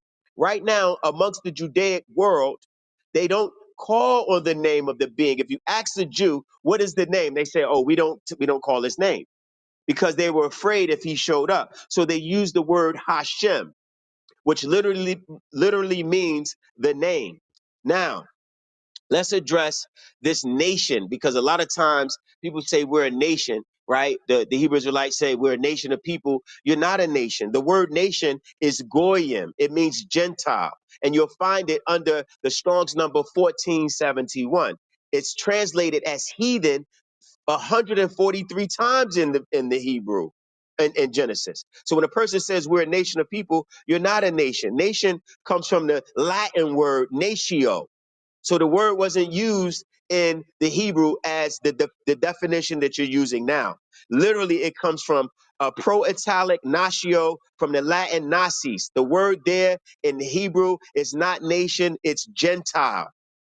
Look it up. It means amassing or heathen because they looked at the Hebrews as heathens. And, they looked at them as heathens because they didn't have a land. They didn't have an established culture. They moved about and they traveled all throughout these various lands doing what? Pillaging the environments or the tribes that they came across. Now, the first place you find Eber or Hebrew it's several places actually. You find it in Chronicles 118 under Eber where it says Shelha and it says and Shad begot Shelha and Shelha begot Eber. And then you read and unto Eber were born two sons. That word Eber is a Hebrew reference that most people overlook. And then the other reference is in Genesis 10:21 unto Shem also the father of Eber. That's where you find it because he was influential of his tribe. However, the word Hebrew, the word that you find where it's in reference to Abraham, it speaks about the language of the Canaanites as a language. So it wasn't the language of the Semitic people, it was the language of the cursed seed of Canaan. And they were cursed with leprosy. And because they were a part of the sacrifice and they worshiped the El of the Elohim, one of the beings, then they used that name and named it after the writers of the Bible, meaning Israel. No, not Israel specifically, but you have Ezekiel, you have Emmanuel, you have Joel, you have Daniel. Why? Because they follow Enlil, who was Baal Hadad. And he was the one that was of one of the sons of Anu. And then you have the Yah beings, Jeremiah, right? Yahshua. Who else? You can go on and on. Judah. There were the Yah beings. Those were of Enki. So they identified their connection to a deity by the ending of the EL, which is Baal, who was an Anunnaki from Mesopotamia that Abraham's seed followed. Yo, every stage I go on, So this pseudo ass nigga be talking like, goddamn. shut your mouth. Shut your mouth. Let me put him to the goo because he hate the facts that I'm spreading. So let me land with this, right? There is no everything you read, Divine. When you speak, because I like the way I like your method. You read as if it's coming from the top of your head, right? I know that because I literally I used AI to use some of your right what you were saying, and I typed it in, and it showed the book you were reading from. So I know Whoa, whoa, whoa, whoa, whoa, whoa, whoa, you're whoa, not whoa, ready. whoa, whoa, Hold whoa, whoa, on, let whoa. me finish. Wait, slow down. Hold No, no, on. no. You cannot say, wait, No, no. let me You fit. cannot make No, an you can't accusation, come off brother. mic. No, You no, can't come no. You off cannot make mic. an accusation like that No, without me Hold responding, on, brother. hold on, hold no, You on, Doosua, cannot hold do on, no, that. hold on, let hold my no, on, son Devon no, no, respond. Let no. my We're son. hold not on, gonna Hey do Slow it. Yoshi, down. let them go. I think that was no Duso, you threw a slight shot though. No, I Though just threw. Duso. So, I took one of his. I took one of them and typed it in, and it showed me one of his references. so watch So this. Wait, I'm wait, not wait, saying wait, wait, everything. wait, wait, Hold wait. Hold on. on. No, I listen. gave Let me references. What are finish. you not listening to? Yo, this guy is bugging out, but I'm gonna Okay, let him let keep me talking. finish. Thank you. What I'm saying is everything that what I like about the dialogue is that nothing you said contradicted anything I'm saying. You're right. You won't find the Anunnaki migrating because they were not Bedouins. They had technology that allowed them to travel intergalactically. They didn't have to look for land, they controlled land. In fact, they gave Abraham specific lands. So they were lords or elders of the land, and they appointed them the ability to settle here and settle there. And when they settled there, they say, set up my altar. Every time you see with these Israelites, they moved about because they set up particular altars to these beings. Now, let me just address this really quick, and I'll land because I know this can go long-winded if I decide to keep talking because I can talk for hours in reference to this topic. When you address the deities that are hidden, the Anunnaki inside of your Bible, you'll see the Asherah, which was a feminine deity, exists in several verses in the book of Kings. Right, she's there. Ishara. You'll find her in the book of Judges in chapter 6, verse 26, verse 26. The female epithets of Ishara, Elat, a goddess associated with sacred trees, and she's a female Phoenician goddess that would, if, under the Strong's Concordance 842. So if you say, oh, there are no Anunnaki within the Bible, that's not true. Verse 30 says this: bring out thy son that he may die, because he hath cast down the altar of Baal, and because he cut down thy grove, the grove that was by it. The grove is Isharah, the female, the wife of Baal. And you'll find also the groves of Isharah in 1 Kings 14:15. You'll find the same word grove in 2 Kings 13:6.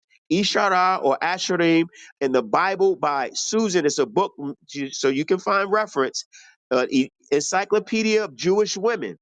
They show that Isharah, who is Ishtar or Asherah, which is the wife or family member of Enlil, who was Baal, you'll find her reference in 2 Kings 13:6, 1 Kings 14:15, and 1 Kings 16:33. Also, you'll find her in the cuneiform tablets it was found in a high mound of Hazor in ancient Palestine in the 9th century or the beginning of the 8th. Hazor, you'll find those same deities in cuneiform. You'll find them in the Bible. Now, the reason why I'm saying this is because you're misinformed when you say that there's no immediate connection between the ancient Sumerian deities. And like Kim said, she made it very simple. She didn't give it long drawn out. She said that if in different cultures, these beings were known by different names. You're not going to find Anunnaki in Hebrew because that's not a Sumerian tongue. You're not going to find Anunnaki in Arabic because they don't speak cuneiform. You will find Allahumma, plurality. You will find Elohim. You will find Dios in the Greek, or Theos in the Greek, and Dios in the Latin. You will find the plurality throughout the many cultures. Identifying them was the problem because they never gave their names. So anytime you speak about this topic, you have to consider that the multicultural migrations that took place, they changed, the languages changed because of the pronunciation of words, and they added grammatical what do you call, emphasis to show the sounds. Like I spoke about the Arabic tongue, which are dahma, yafata, to denote the sound, which changed over time. And it was very difficult to keep up with the origin of the words and how did change. So letters were interchangeable. A G was interchangeable with a V. A P was interchangeable with a B. Right. So you have to be very skilled in linguistic comparative studies to understand where the Anunnaki pop up in ancient the ancient text of the Hebrew. Another thing, and I'll land with this: in order to confirm or validate the biblical text, right? And this is amongst biblical scholars, because I heard you was like, oh, I wrote books amongst them. I wrote scholars. The scholars that are not, they're not necessarily impressive to me. Why? Because they have yet to find an original handwritten book of the Bible. There are no Old Testaments, and I speak to this a lot, and no one seems to have the ability to come forth and say, well, brother, this is the possibility. They don't exist. The original Bible does not exist. You can't confirm any of the verses in there handwritten by any of the so-called authors. Daniel, Samuel, David, Joel, Emmanuel. You cannot find an original handwritten book. You can't even find the grave sites of these beings. You can't find the DNA of these beings. You can't find the descendancy of these beings. You can't find the family members of Joel or Daniel or any of the so-called characters. All you can find are scattered tablets that was discovered in Qumran in 1945, where they said, oh, we found the oldest text. However, they have never found the original. So even if you can use the biblical text as your authentic book, there is no original to validate your claims. The only validation that you can find of these beings is in the Sumerian text, because the tablets exist. You won't find the biblical text originally existing. So you have to lean on those tablets to identify the gods that you worship, who are flesh eaters, again, are extraterrestrial race that have came down to the planet, bred human beings that became evil. And they're not you Africans, blacks. They're the Caucasian race who spread their evil seed all over the world, and they're now up for judgment. And these same Anunnaki Elohim are coming back to have the great feast amongst the men and prince and eat the flesh of kings and the flesh of horses, and the cannibalism, Canaanites, Cannibal, Cannon, Bow, El, Enlil, his seed, Nanar. Okay, I'm landing. Cannonball. They're all cannibalistic from the tribe of Canaan. That's not you. That's a Caucasian race who were deathly afraid of these beings, and they want all religious people in the world to worship these beings. So when they come back, you'll be a part of their men. You are on, as men. You are on their food, right? You're a part of their rapture. So they'll take you, gut you in the harvest as the shepherd or the farmers or the sheep of their farmers. The Lord is my shepherd. Well, what do you do with sheep? You lead them, you feed them, you guide them. The sheep acknowledge the farmer. The farmer comes out. They know they're about to get fed, to be led to slaughter. The same thing is happening with those deities. So you can defend them. You can All right. try to get people to worship them. But the reality of it is, this is who you worship. I'll land with Yo, that. Kim, can All I get the right. mic? Thank you. Hold on one second. Thank you, Duswa. Thank you, Divine. Thank you guys. Who I'm enjoying this conversation. I So ain't again, asked guys. you all that. Okay, so no, again, this is between Duswa and Divine. Unless Duswa says, you know what, I'm gonna rest my mic and you, the one on my team, it's gonna be just him. First of all, I want to thank you, Duswa. You have been talking literally for the whole day. That I fully appreciate. For the ones that are just joining who are saying, oh, he's going on too long, he has literally been speaking all day with many questions. It's not a lot of people that can just talk that much. Not a lot of people. So for that, I have to appreciate that. Regardless if you agree with him or not, his audience are in here who agree with him. And so is Divine, right? So everyone can have a middle ground. Whomever you support, they both bring information to the conversation. Unless you can talk just like them, just pipe down. I appreciate both of them and everybody who has spoken thus far. Hey, Kim, can I Okay. correct something that that brother said? Can I correct something? No, no, because Yeah, Divine please say can. no. No, because I Divine just can have do. one question, No, if I because may. Divine can do the correction. So just please, done. Please What's just everybody else? done. I just said, just mute up. The mic is gonna be on Divine. Like I said, thank you. This is just between them two right now. It's not on me at all. Thank you. Divine, are you ready? Divine, are you there? Yes, I'm Okay. here. I'm sorry, I was on mute. I'm Okay. here. All right. You heard everything Joshua said? Yeah, it was a lot. But yes, I did hear everything he said. So I'm gonna try to just be specific to the point.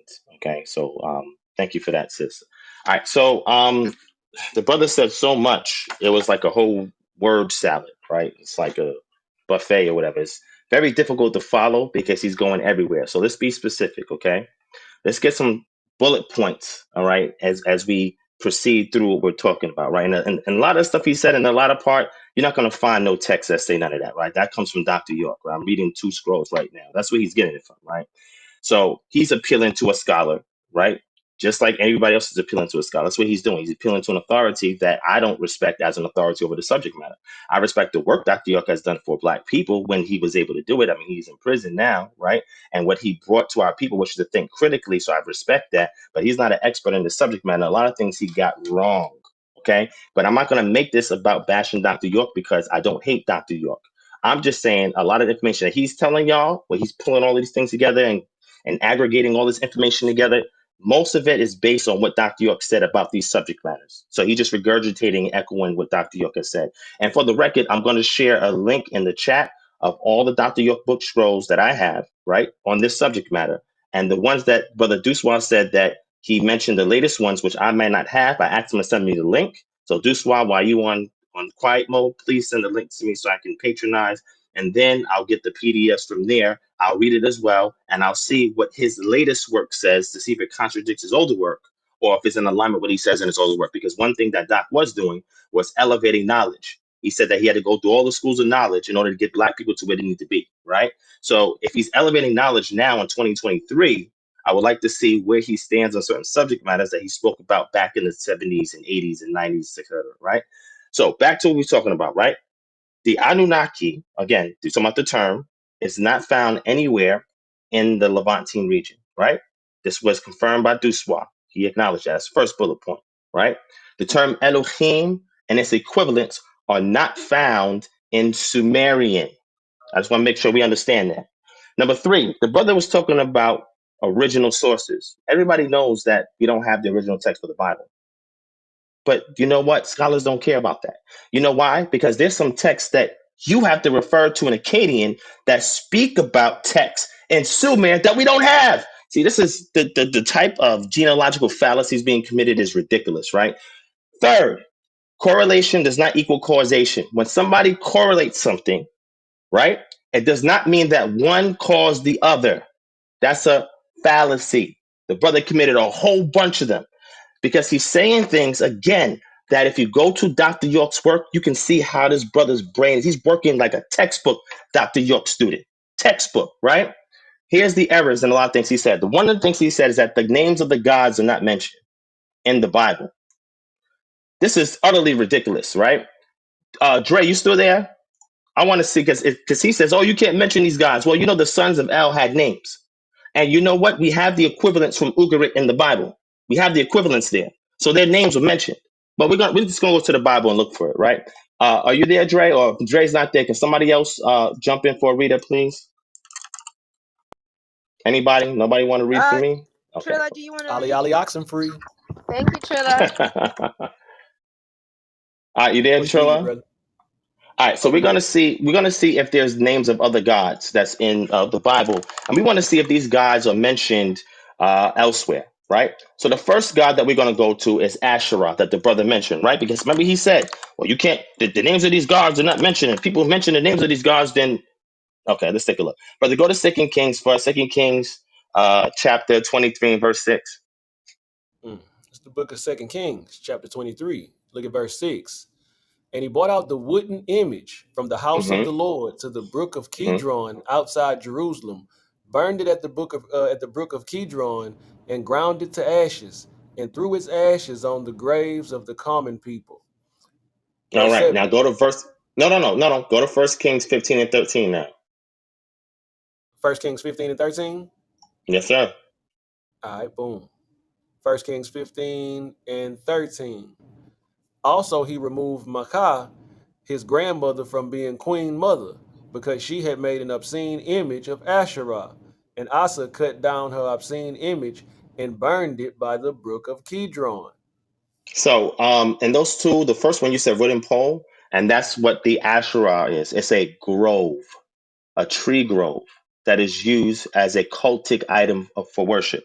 Okay, so we're gonna keep that in mind. And again, the brother Doosua did allude to this right when he was talking. Asherah is a deity. Why are the deities' name being mentioned here if the people didn't know the names of the deities? Let's see if people groups knew the names of their gods. Right? Go to Judges chapter 11, brother. Let's go to Judges chapter Devon, 11. I pointed that out. I literally pointed that out to you, though. I said the name was there. What are you talking about? Judges chapter Joshua, 11. Joshua, not What interrupt. verse? Yeah, I'm gonna wait till you finish. Let me know when Yeah, you're done, my brother. you can't interrupt Duswa. You All can't right, no interrupt. problem. But y'all know I definitely just pointed that. But okay, I'll move. Thank you, my brother. You get a chance to talk. I know the mods are very generous, so they got you, all right? Go to Judges chapter 11, brother, all right? And let's jump down. Let's see if the people groups knew the names of their deities, right? Jump down to go to verse 21 I'm going to jump and read on. down I'll tell right you when to here. stop. All right, verse 21. And the Lord God of Israel delivered Sihon and all his people into the hand of Israel, and they defeated them. Thus Israel gained possession of all the land of the Amorites who inhabited that country. Verse 22. They took possessions of all the territory of the Amorites from Arnon to the Jabbok, and from the wilderness to the Jordan. And now the Lord God of Israel has dispossessed the Amorites from before his people Israel. Should you then possess it? Verse 24. Will you not possess whatever Chemosh your God gives you to possess? So whatever the Lord Wait, wait, our wait, wait, God wait, takes wait, wait, wait, wait, possession wait, of, wait, wait. What did he say? You possess what? Who? Who's he referring to? What guy? Chemosh your God, Keep going. Chemosh your God gives you to Hmm. possess. So whatever the Lord your No. God takes possession of before us, we will possess. Okay, so let's slow down right there. I'm gonna go to the Misha Stele, right? In the text of the Misha Stele, it says, "I am Misha, the son of Chemoshiati, the king of Moab, from Dibon. My father was king over Moab for 30 years, and I was king after my father. And in Karkor, I made this high place for Chemosh, because he has delivered me from all kings, and because he has made me look down on all my enemies. Omri was the king of Israel, and he oppressed Moab for many days." For Chemosh was angry with his land, and his son succeeded him, and he said, "He too, I will oppress Moab." In my days he did so, but I looked down on him and on his house, and Israel has gone to ruin. Yes, it has gone to ruin forever. Verse 7. And Chemosh said to me, "Go, take Nebo from Israel." And I went in the night and I fought against it from the break of dawn until noon, and I took it and I killed this whole population, 7,000 male citizens and aliens, female citizens and aliens, and servant girls. For I had it put to the band of Astar Chemosh, and from there I took the vessels of Yahweh and I hauled them from the face of Chemosh. Now, several things are going on here, right? We just read in Judges 11 a deity named Chemosh. Outside the Bible, in the Moabite stone, we see an attestation of a character named Misha talking about this same deity. Brother, go to Second Kings chapter 3 real quick. Go to Second Kings chapter 3 real quick. And then Chronicles, I'm jumping in and out the Bible. I'm going to the Bible and I'm going to extra biblical sources, right? Second Kings chapter 3. what verse you need? You can start at verse 1. Boom. 2 Kings chapter 3, verse 1. Now Jehoram, the son of Ahab, became king over Israel at Samaria in the 18th year of Jehoshaphat, king of Judah, and reigned 12 years. And he did evil in the sight of the Lord, but not like his father and mother, for he put away the sacred pillars of Baal that his father had made. Nevertheless, he persisted in the sins of Jeroboam, the son of Nebat, who had made Israel sin, who did not depart from them. All Now right, read verse Misha, 4 and 5. Mhm. king of Moab, was a sheep breeder, and he regularly paid the king of Israel 100,000 lambs and the wool of 100,000 rams. But it happened when Ahab died that the king of Moab rebelled against the king of Israel. All right, so now we see Misha, who's the king of Moab, being referenced in Second Kings chapter 3. And we see the deity Chemosh in Judges chapter 11. And now we have a combination of both things in the Moabite stone, which means they knew the name of their deity. Yahweh is also mentioned in the same Moabite stone as a proper name for a deity. Now, if you go to the root word for that, which the brother is alluding to, you have Haya, which is the root word, which is a actual verb, like you said. However, that verb has a suffix yod, which puts it in the third person masculine singular imperfect tense, right? And that's used to be characteristic. One thing that is futuristic of deities is that a lot of times they're verbal nouns because it describes an action and or attribute that the deity is known for. If you read the text of what we call the Torah or even the Tanakh, the deity Yahweh that's mentioned there, he's not mentioned as a verb. It's mentioned and used as a proper name. So for somebody to say that, oh, it's just a verb, that is incorrect. You're not going to get no scholar that says that it's not used as a proper name in the text. It is. Let me read a source for that, right? Let me go to a source outside the Bible for that. I'm going to pull out the source right here. I'm going to read this for y'all, all right? This is called The Notes on Yahweh by Michael Heiser, okay? And I'm going to read it for y'all. Let me grab it real quick. And then I'm gonna put up a reference for y'all so you can see the epics of Sumer, and we're gonna see where these deities come from. Right? Their father is Anu. We're gonna see where these deities descended from. We want to see if there's a place name or location that the text gives where these deities reside at. If they reside there and that's where they live, and the Akkadians conquered the Sumerians. Make sure you understand this. In ancient times, and I'm being very objective, right? People right? People groups were known by the ancestral deities that they worshipped and or the ancestors who are the intermediaries in which they worshipped. Okay. Sumer was named after something. I'm going to put a book in the chat so you can research it and see that Akkad is named after something. When you read the epics of the Sumerian kings, you'll see that the purpose of all these myths is to establish a divine right to rule. So kings can have power over the common man because they work with the elitists, which is typically the priesthood, to devise a mythos to explain why the king is in power. And typically it's because he has a genealogical link to the deity and or that he's semi-divine.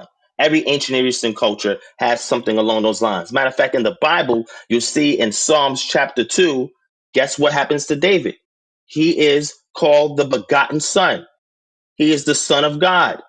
David is the son of God. Why is that relevant? Because when you're the son of God, you have the right to rule, the divine right to rule.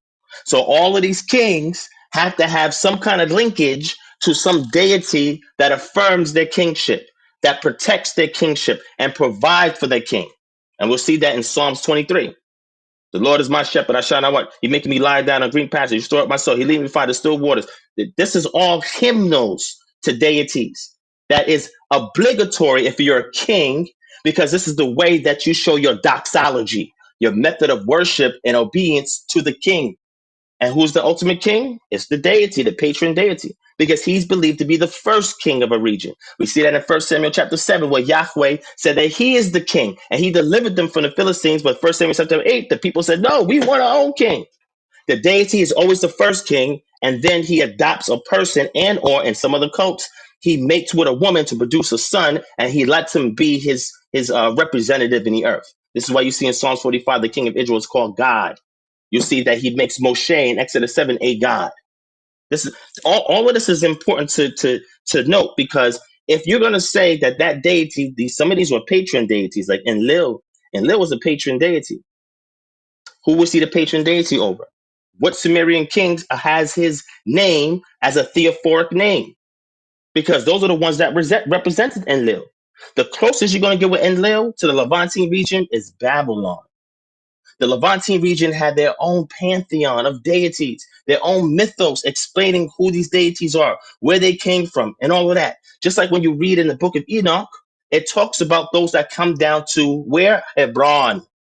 That was a region where the deities came down. They lived on Mount Hebron, the so called sons of El. And then the other deities had their own places, like Baal on Hadad. And you'll see that El from the Ugaritic text lived in the recesses of the north. He would retreat, and then he would allow his children, the sons of God, that people are saying that we don't know the name of them. We're going to go into that. He allowed them to rule, he allowed them to reign. Go into the Epic of Baal, and you will see that. They name at least 7 deities in there. These names were known. Cognizance is in the Bible as well in what we call theophoric names. For example, the name Anat. Anat was very well known because she was the war god, the equivalent of Baal. Anat. But in the Ugaritic text, she's mentioned as a sister. And in some of them in the Ba'at tale, Ba'at and Anat tale, they're mentioned as consorts. It's very strange because it's different authors contributing to the mythos. We have the same thing in scripture. You have different authors that's contributing to what we call the mythos of the text. I'm being objective now. The mythos of the text. This is why you see different signatures based on the style of writing, the literary devices used, the idiomatic phrases, and the type of words used to describe certain things. All of this is important. The Elohim, in regards to the Bible, have their own purpose. And they're mentioned. Sometimes you see Bene Elohim. Sometimes you see Ha Elohim. Sometimes you just see Elohim. Sometimes you'll see Elohim, which is the masculine plural in Hebrew, with a, guess what? Singular in the verb form. Well, in language, grammatically speaking, that doesn't line up with the rules because if you have a plural noun, you should have a plural verb. But when it's mentioned as a plural noun and you have a singular verb, you're dealing with a collective noun. You're dealing with a different feature. This is something that it describes that Elohim can also be used in this singular. We said it also in Psalms 82, which you mentioned earlier, because it says Elohim standeth in the congregation of El. Well, you can't have a plural stand in a congregation of a singular person. Congregation always refers to a multiplicity of entities. But there's a reason why Elohim is used there instead of El, and why El is used there instead of Elohim. It falls through with the poetry of the text because you'll see it in its conclusion in the last verse because the appeal goes to the deity for him to inherit the nations, meaning that prior to that, he did not inherit the nations. You'd have to show me in which these Anunnaki deities inherited nations. That's totally different language from two different cultures. You're not going to find that in any text that refer to the Anunnaki. Also, the references made to Nibiru, which is very fascinating. I would love to see, especially when my brother Doosua saying, well, we don't know too much about them and all this other stuff. So how was Dr. York able to say definitively that these Anunnaki came from Nibiru? How is he able to All say right. that? Well, Wait, there's that's the no all question. right. There's no all right. It's no all I right. thought No, you. it was a I thought that was hypothetical a question. question. It Hold was on, a hold on, hold on. hypothetical Hold Hypothetical. question. on, No, no, y'all. We're no, gonna It's no, a Oh, run it okay, back. hypothetical Reset okay. the room question. real quick. guy. Yeah, yeah. Let Divine finish, and then once Divine is done, I'll interject quickly. Then I'll pass the mic to Trilla, and then the mic will go to Duswa. Go ahead, Divine. Sure. I'll land early then, since people keep interrupting. So what I'll say is this, right? And in my closing, since there's a lot that I wanted to No, we say. didn't say to close What I'm early. saying is, no, I know, sis. I know, sis. I'm doing this because I would like to engage with my brother Duswa or anybody on this team. I would love to engage with them and as well as allow other people on stage to speak. So it's not about me, right? So I want to land on a very interesting point, right? I think that what we saw here was a logical fallacy that is called correlation is equal to causation. It's not the case. Just because you see correlations does not necessarily mean that one caused the other. You will see certain relationships in regards to words. You will see unique epics because if you see an epic is telling you the mythos of a deity and or a king because this is how this king or deity is worshipped through their epics. You'll see the same thing in Exodus chapter 15 the Song of the Sea, where you'll see that there's a hymnal made to the deity because he gave them victory. All of this stuff is important in studying the ancient Near East. Hymnals are very important. Matter of fact, we have hymnals to Baal that I would love to read if y'all interested in, so we can see who he is, where he's from, and who he is the patron over. When we have an establishment from a culture saying where their deity comes from, and you say, no, he didn't come from there, he came from over there. How are you speaking on behalf of the culture when they already affirmed their mythos? You can't speak for them and tell them that it comes from some remote place that they've never been to. You can't say that. And Abraham, in the realm of consensus of scholarship, is an eponymous ancestor. So when you speak about him, you have to speak about him with that context. That's very important because those people of Israel that we're talking about, they never inhabited in the text any place in Sumer. So if the influence is coming over, if somebody says the influence is coming over, then it's coming over from Akkadian and from Akkadian to Babylon. But that wasn't until we got into what was called the Babylonian captivity. And in there, you see the wrestling between the infancy of this people group called Israel and their Babylonian captors. You see some of this information in the book of Lamentations, but outside the Bible, we have sources of these people groups from Al Yahudu, from the Marushu tablets, etc. We have extra biblical sources of these people and how they lived. There's also a book called the Judean Religion in the Archimedes period, or the Persian period, and it shows you all the material religion. That's important. Material religion is you establishing a religion of a people without a text. That means you look at all of the items within the region in which they dwell, and from there you reconstruct their religion. Sometimes it matches text, sometimes it differs from text. Why? Because the people who wrote the text were the elites. And they did not live exactly like the common people. And this is known in the realm of archaeology. So when you excavate a palace, it's not going to be the same thing as if you excavate a town. You know that in the palace, you're going to see things mostly in writing. In a town, you're not going to find a lot of text. That's also very important. So if the Israelites were just Bedouin peoples, most of the Bedouin peoples, they could not read. They were not literate. They didn't need literacy for their survival. They were pastoralists. So how the hell did these Bedouins get all this information from about these Sumerian gods to write a text about Sumerian gods? They did not. This is crazy. This is really crazy to say that. So I think it's a reach to say that. Now, if you want to say there are certain features that are shared, for example, Yahweh in the Psalms is called the Cloud Rider. Well, that's a title that's also given to Baal. But you know why Yahweh adopted that? It's in a book called Yahweh Amongst the Gods. I've shared that with y'all several times in the past. It's because what happens is when Israel established himself in the Amrite dynasty, and then later on in the Davidic dynasty, which we have from the Tel Dan Stele, that talks about Beit David and the house of David, and that connecting to kingship, you'll see something very interesting. When they conquer a region, what typically happens in the ancient Near East is that the attributes, remember the brother was talking about attributes earlier? Well, he failed to mention that Yahweh is the name of the deity and it follows his attributes. That's very common in ancient Near East. That means you see the name of the deity, remember, it's not a test just in the Bible. I just wrote the Moabite stele, which is a culture that has nothing to do with the Bible. Talk about Yahweh. Why is it mentioned in Yahweh? I can go to Assyrian text where they mention Yahweh. Why they mention Yahweh? I can go to Egyptian text where they mention Yahoo. Why they mention Yahoo? I can go to Ugaritic where they mention Yahoo. Why they mention Yahoo? Why they mention this person as if they're a personal individual, not a verb. These are all cognates of the same deity. So the name is known. Now, in regards to pronunciation, that's another conversation. But the name is known because we see it in other cultures' writing, especially administrative text. You see, there's a difference between literary text and administrative text. If I was to ask somebody, tell me the difference in features between administrative text and a literary text, I would love to see what Doosua says because you have the name of Yahweh in an administration text. You know what that means when you see the name of a deity in administration text? That means whatever culture is writing, that name of that deity acknowledges that deity in a formal matter. That's very important. For example, when you read the Amarna West Stele and you go and you look into the realms of the region south of the glass cataract that's entered into Nubia, and you go into the Temple Soleb, you see administrative texts. And in one of those administrative texts, the Shashu, which would be the equivalent to the Bedouin that the brother mentioned earlier, there was a toponym mentioned in there called Yahoo. This is not a literary text. This is an administrative text. talking about something that factually happened and attributing a deity or a toponym that was once a deity to a particular people group. We see the Syrians do the same thing when they go and they take over Samaria, when they go in and they try to siege and take over the south, which they were stopped at Jerusalem. So they just made them a vassal via treaty. All of this is important. So when somebody says, "Oh, we don't know the name," we don't know the name. So then, how the hell did these other nations know the name of these own people's God? And Those they were are attributing title. it to these people groups.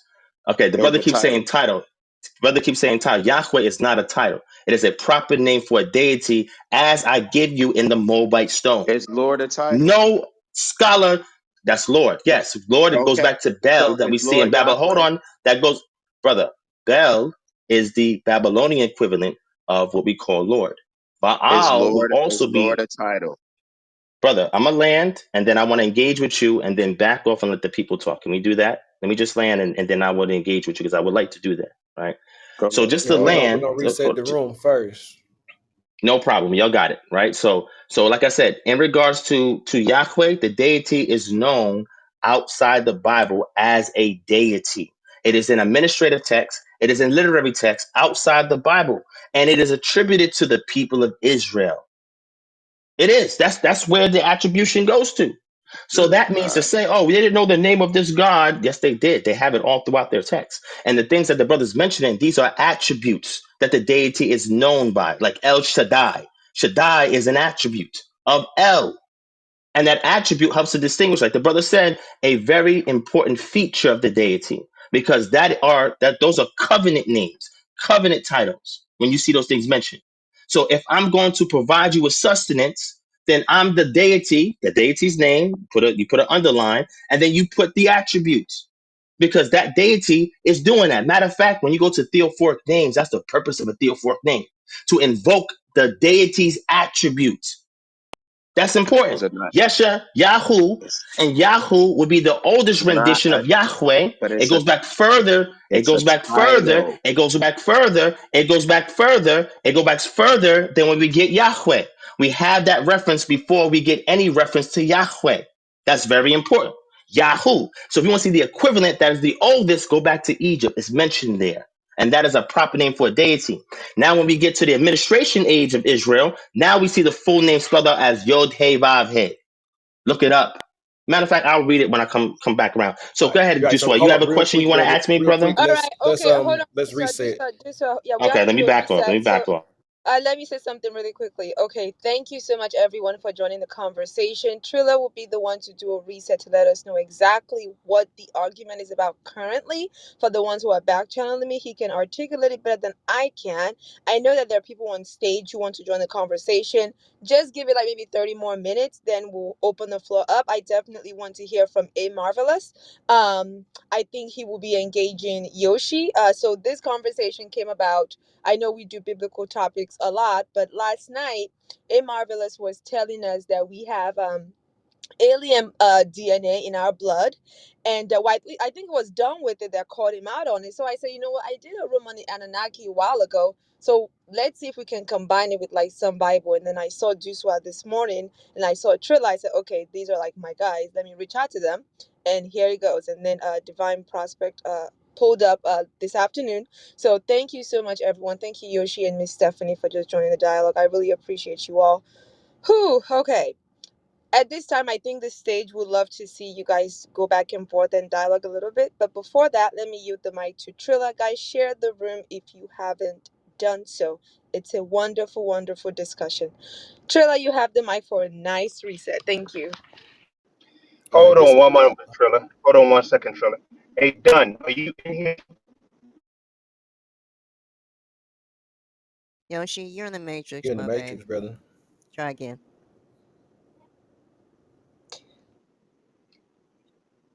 Done with it. Yeah, I'm here. Okay, I'm check here. your What's up? messages. That's all. Oh, okay. All right, go ahead, Trilla. All right, this is the B Black Ball. Y'all deal with Sister Kim, man. So we've been having a beautiful conversation with the brother Doosua and the Nuwaubians. We went over maybe like an hour or so ago. We were talking about Revelation chapter 19, The brother Doosua brought Revelation chapter 19, verse 17 through 19 to the table, equating sacrifices to cannibalism. So we went over Isaiah 34 and Ezekiel 39 and showed the brother that Revelation chapter 19 was talking about birds of prey eating dead carcasses after they're slayed in the battle. That is not cannibalism. So after that, the brother Divine came in and they started talking about the names of the Anunnaki. The brother Duswa made a claim that the Anunnaki are the Elohim in the Bible, and their names are not mentioned. But when we go to the book of Enoch, chapter 6 through chapter 15, it named more than 20 of the angels by name. They named the Elohim. So I don't know. It looked like the brother Duswa would be wrong. We went into the Bible looking at the word Elohim H430. If you go into definition 2a in the Hebrew lexicon, you will see that it literally categorizes the Elohim by name. In 1 Samuel 5 and 7, it tells you about Dagon. In Judges 11:24, it tells you about Chemosh. In 1 Kings 18 and 24, it tells you about Baal. These are some of the same verses that Divine Prospect pulled. 1 Kings 11 and 33, 2 Kings 17 and 26, talking about Chemosh and Asheroth and Dagon and Baal. So these Elohim in the Bible do have names. So that goes directly against what the brother Duswa said. We went over looking at the Anunnaki, and the brother I didn't. Divine Prospect determined Y'all that guys are funny. the Anunnaki are, have different classifications among different ancient Near Eastern groups. Like, for example, me and my brother Manny and sister Stephanie, we read the Assyrian copy of the Epic of Gilgamesh Epic of a couple of Gilgamesh. weeks ago, and the Anunnaki were not mountaintop gods or cloud rider gods or the top gods of the pantheon. The Anunnaki, in the rendition of the Epic of Gilgamesh that we read, they were actually the gatekeepers of Sheol. I forgot about that till Divine made that point. So that's where we're at in the conversation. So that should be a good enough reset to let everybody know what we're talking about with some sources. And I'm gonna post a link in the back chat of the Dictionary of Ancient Near Eastern Gods and Goddesses, and it is going to show you some of these goddesses and gods by name, and it's not going to say that they're Anunnaki. So that's where we at on the reset. Y'all got it. All right, Duswa, you have the mic. Duswa, are you there? Yeah, I'm here. What's funny is that, right? I was just listening, and literally, I showed you the quotes where the Anunnaki were in the Bible, and I used Ishara, and then Triller just said it was used to show that they are in there, but that was the point I made. I said that they were having difficulty identifying them. It was Divine that said you can't find a correlation between the Sumerian Anunnaki in the Bible.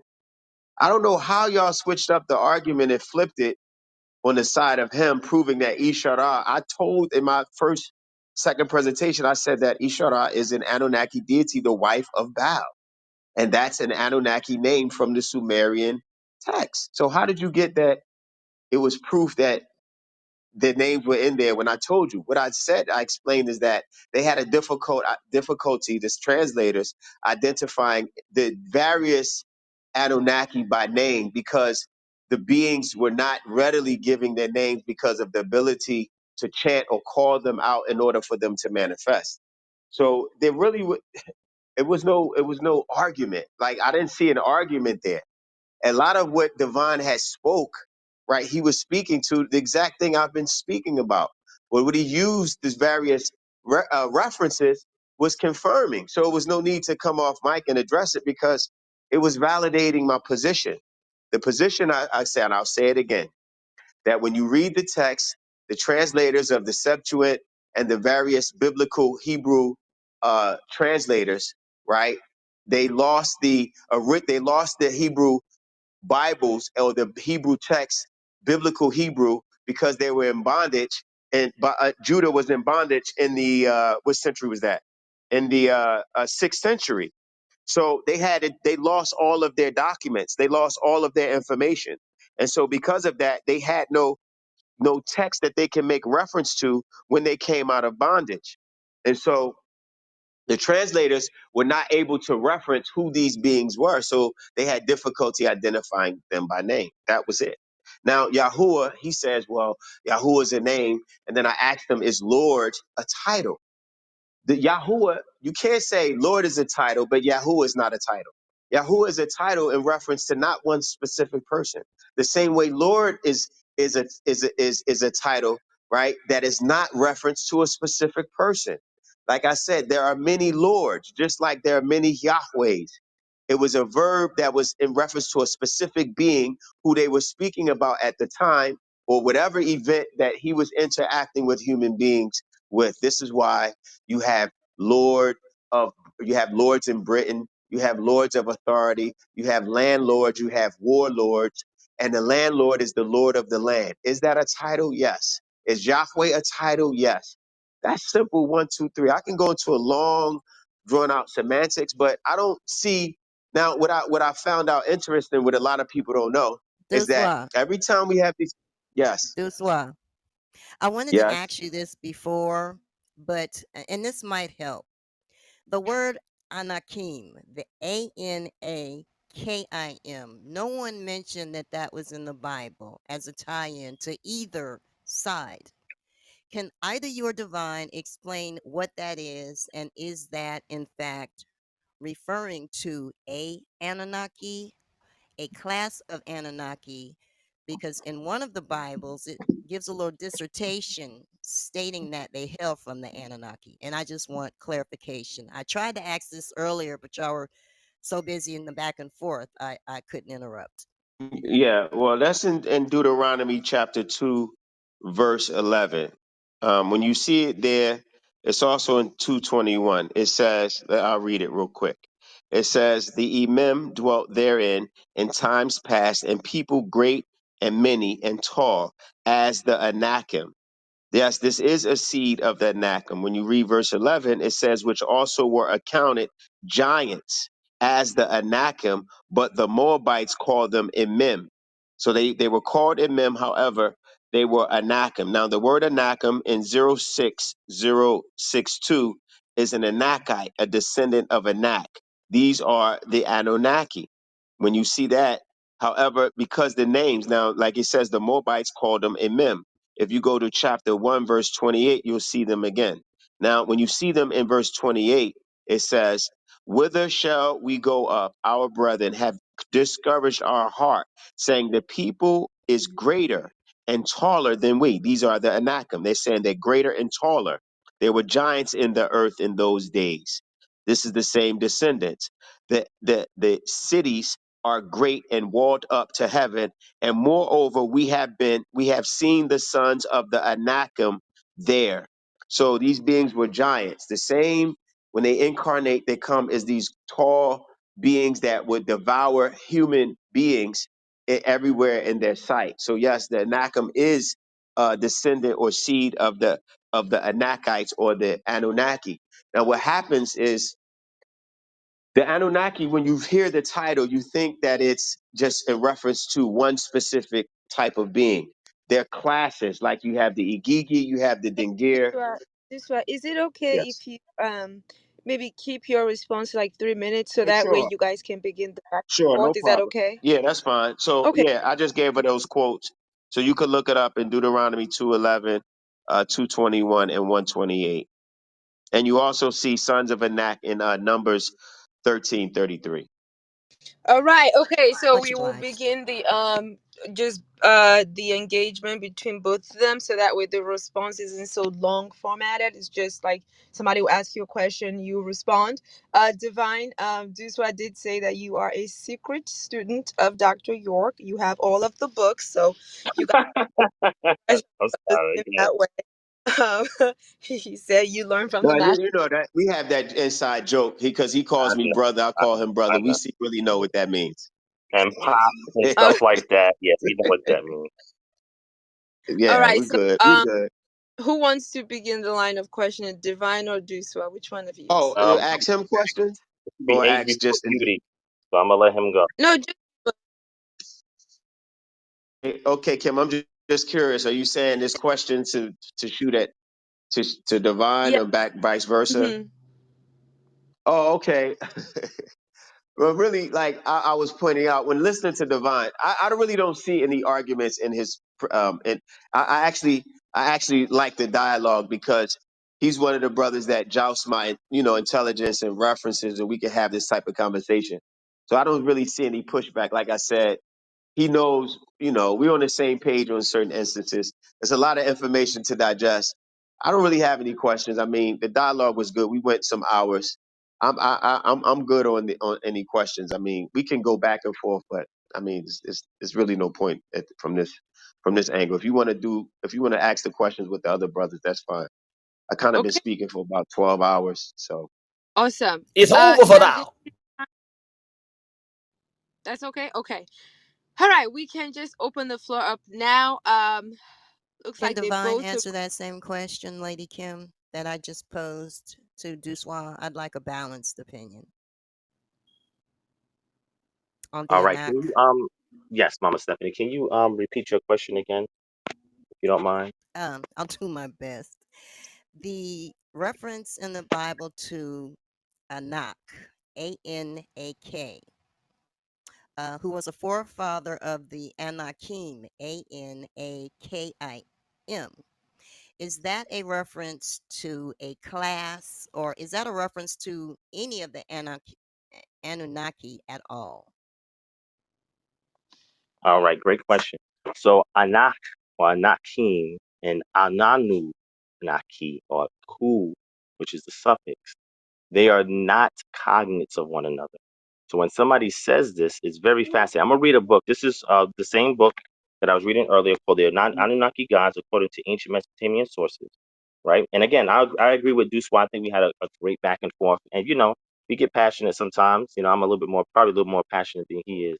And no harm was meant. Right. And again, I respect the brother and his knowledge. You know what I'm saying? Even though we disagree on things, that's the nature of scholarship, right? Peer review is something that is part of the process, and nobody should be scared or exempt from it, right?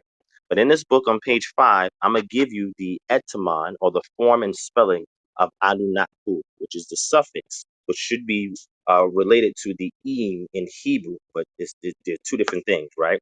So on page 5, 45, 47, it says in section 5, the Anunnaku, form and spelling. The Anunnaku is a loan word from the Sumerian and goes back to the genitive word combination of Anun'a. Do you see Anach there? No, this is not the equivalent. And then he would have to show us the transposition of the spelling and show us how it matches to the Hebrew, right? And you can only do that through the Akkadian. You can't do that through the Sumerian, right? But Anunnaki or Anun'au, which means of royal seed, of royal blood. The Sumerogram Anuna, which with their variant Anuna appears in AB and later only rarely. The normal, apparently standardized spelling in the more recent text Anunnaki, with the rare variations of Anunnake or Anunnaki and Anunnaki, shows the oblique. The associated nominative Anunnaku with the variations Anunnaku and Anunnaku and once in Bogozi, Anunnaku is, while being syntactically correct, still to be verifiable in descriptions of Adad Narari 1 and Salmanasar 1. The phonetically shortened form is Anuuki. Of particular interest are the spellings with which a form of A is greater than E in the initial sound that has been often documented in Sumerian loanwords. Inunaku, Inunaki, Inuuki, and Inuuki, of which the second form is already AB verified. The God determinative is, apart from a few exceptions, already being consistently used from the AB time onward. Not until the inscriptions of Tiglath-Pileser III does the cryptogram Gisu, as well as the form Gisu and Gisu, at one time each appear. The link, then it goes into the linguistic relation between Igigu and Anaku. So I'll stop right there. When you look to see where this word comes from, the source, the etymon, it has nothing to do with a great neck. That's where Anak is. It means great neck. The Anakim are those of the great neck. This goes back to a variation of royal seed or royal blood, which then goes and breaks down later on to those from Anu and others. This has nothing to do with the same thing. These words are not cognitively the same at all. They are very different, and they're referring to two different things, right? And that's what I want to say to touch on that. Hopefully, it answers your question. But they are not from the biblical lore, and I'm just reading something from Sumer. But from the biblical law, the Anak of those were great necks, and those were considered these people that, according to Numbers 13, can somebody get Numbers 13 real quick? I'm gonna end off on this. Somebody get Numbers 13 for me.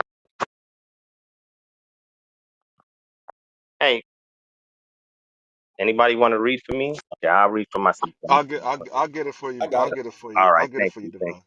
All right, Numbers go to 13:33. yep, Numbers 13. Yep, and I'm gonna jump before 33, and then I'm gonna get Deuteronomy 1 real quick, as the brother mentioned that as well. And I just want to make sure I show what my position is on it, not to really argue with him. But go to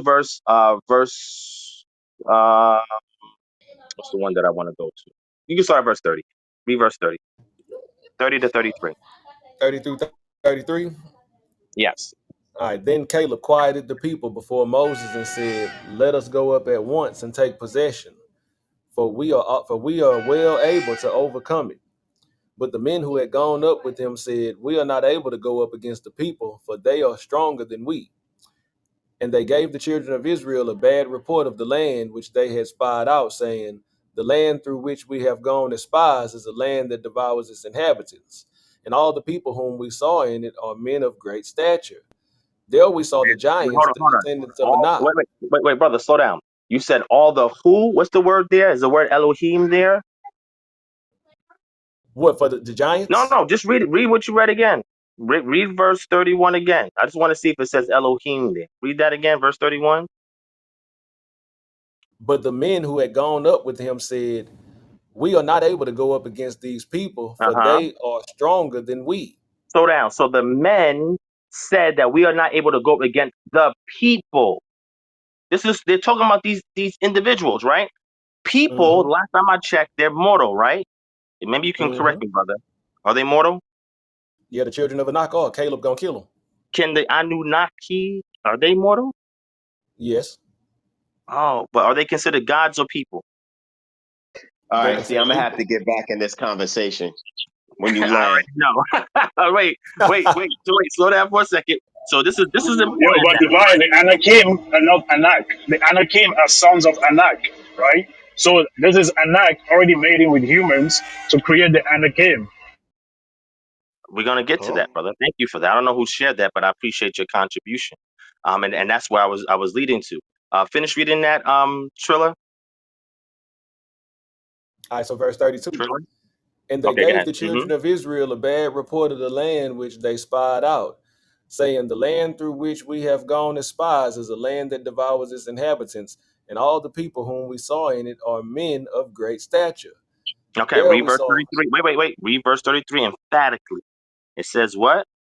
there we saw the giants. That's in Nephilim, H5303. Hmm. The descendants of Anak came from the giants, and we were like grasshoppers in our own sight, and so we were in their sight. So that word there that he's saying is giants in his translation is Nephilim. And the sons of Anak come from the Nephilim. Now, when we go to Genesis 6, we see another reference to the Nephilim. And these were the men of old, men of renown. And the Greek equivalent, gigantes, which is where we get the word giants from, they're not always referenced as being these big, huge, tall creatures. A few of them were, but most of them were not. They come from from Gaia, which is or Gaia, who is the earth goddess, right? And she helped to bear them or give them life because when you read the epics, they came from the earth, right? That's where you get your so-called quote unquote giants from. When you read the Bene Elohim, and that because of them came forth the Nephilim, that means you can't equate the Nephilim as the Anunnaki. I Yeah, got let a me. word. Okay, all right. Okay, Can, Doc. Where is Doc? can oh, okay. I thought he was gonna let me go. Yeah, All right. after Yeah, I'm Doc, it will right come here. to. Yeah, no, All I'm right. right. Okay, let me just say this. And I've been listening for a while. It sounds like divine is is a is a subject matter expert in the area of ancient Near Eastern studies. That's what it sounds like to me. I don't know his background. I read his bio that he has a PhD. I don't know where he got it from. And when I say subject matter expert, in the sense that he has he would have the qualifications to teach at an American university that is accredited, because every college or university is not accredited in the United States. He would be able to teach at an American university that is accredited in his subject area. That's what it sounds like to me, as a person who can teach religion or biblical studies, uh, Old and New Testament. Uh, that's what divine sounds like, which is good. I mean, and so he deserves recognition for being that, especially coming on this app and giving information that people normally would have to pay for if they were a student at a university. That information that he was giving, that costs money, and it's courses at universities that you would have to take for that type of information.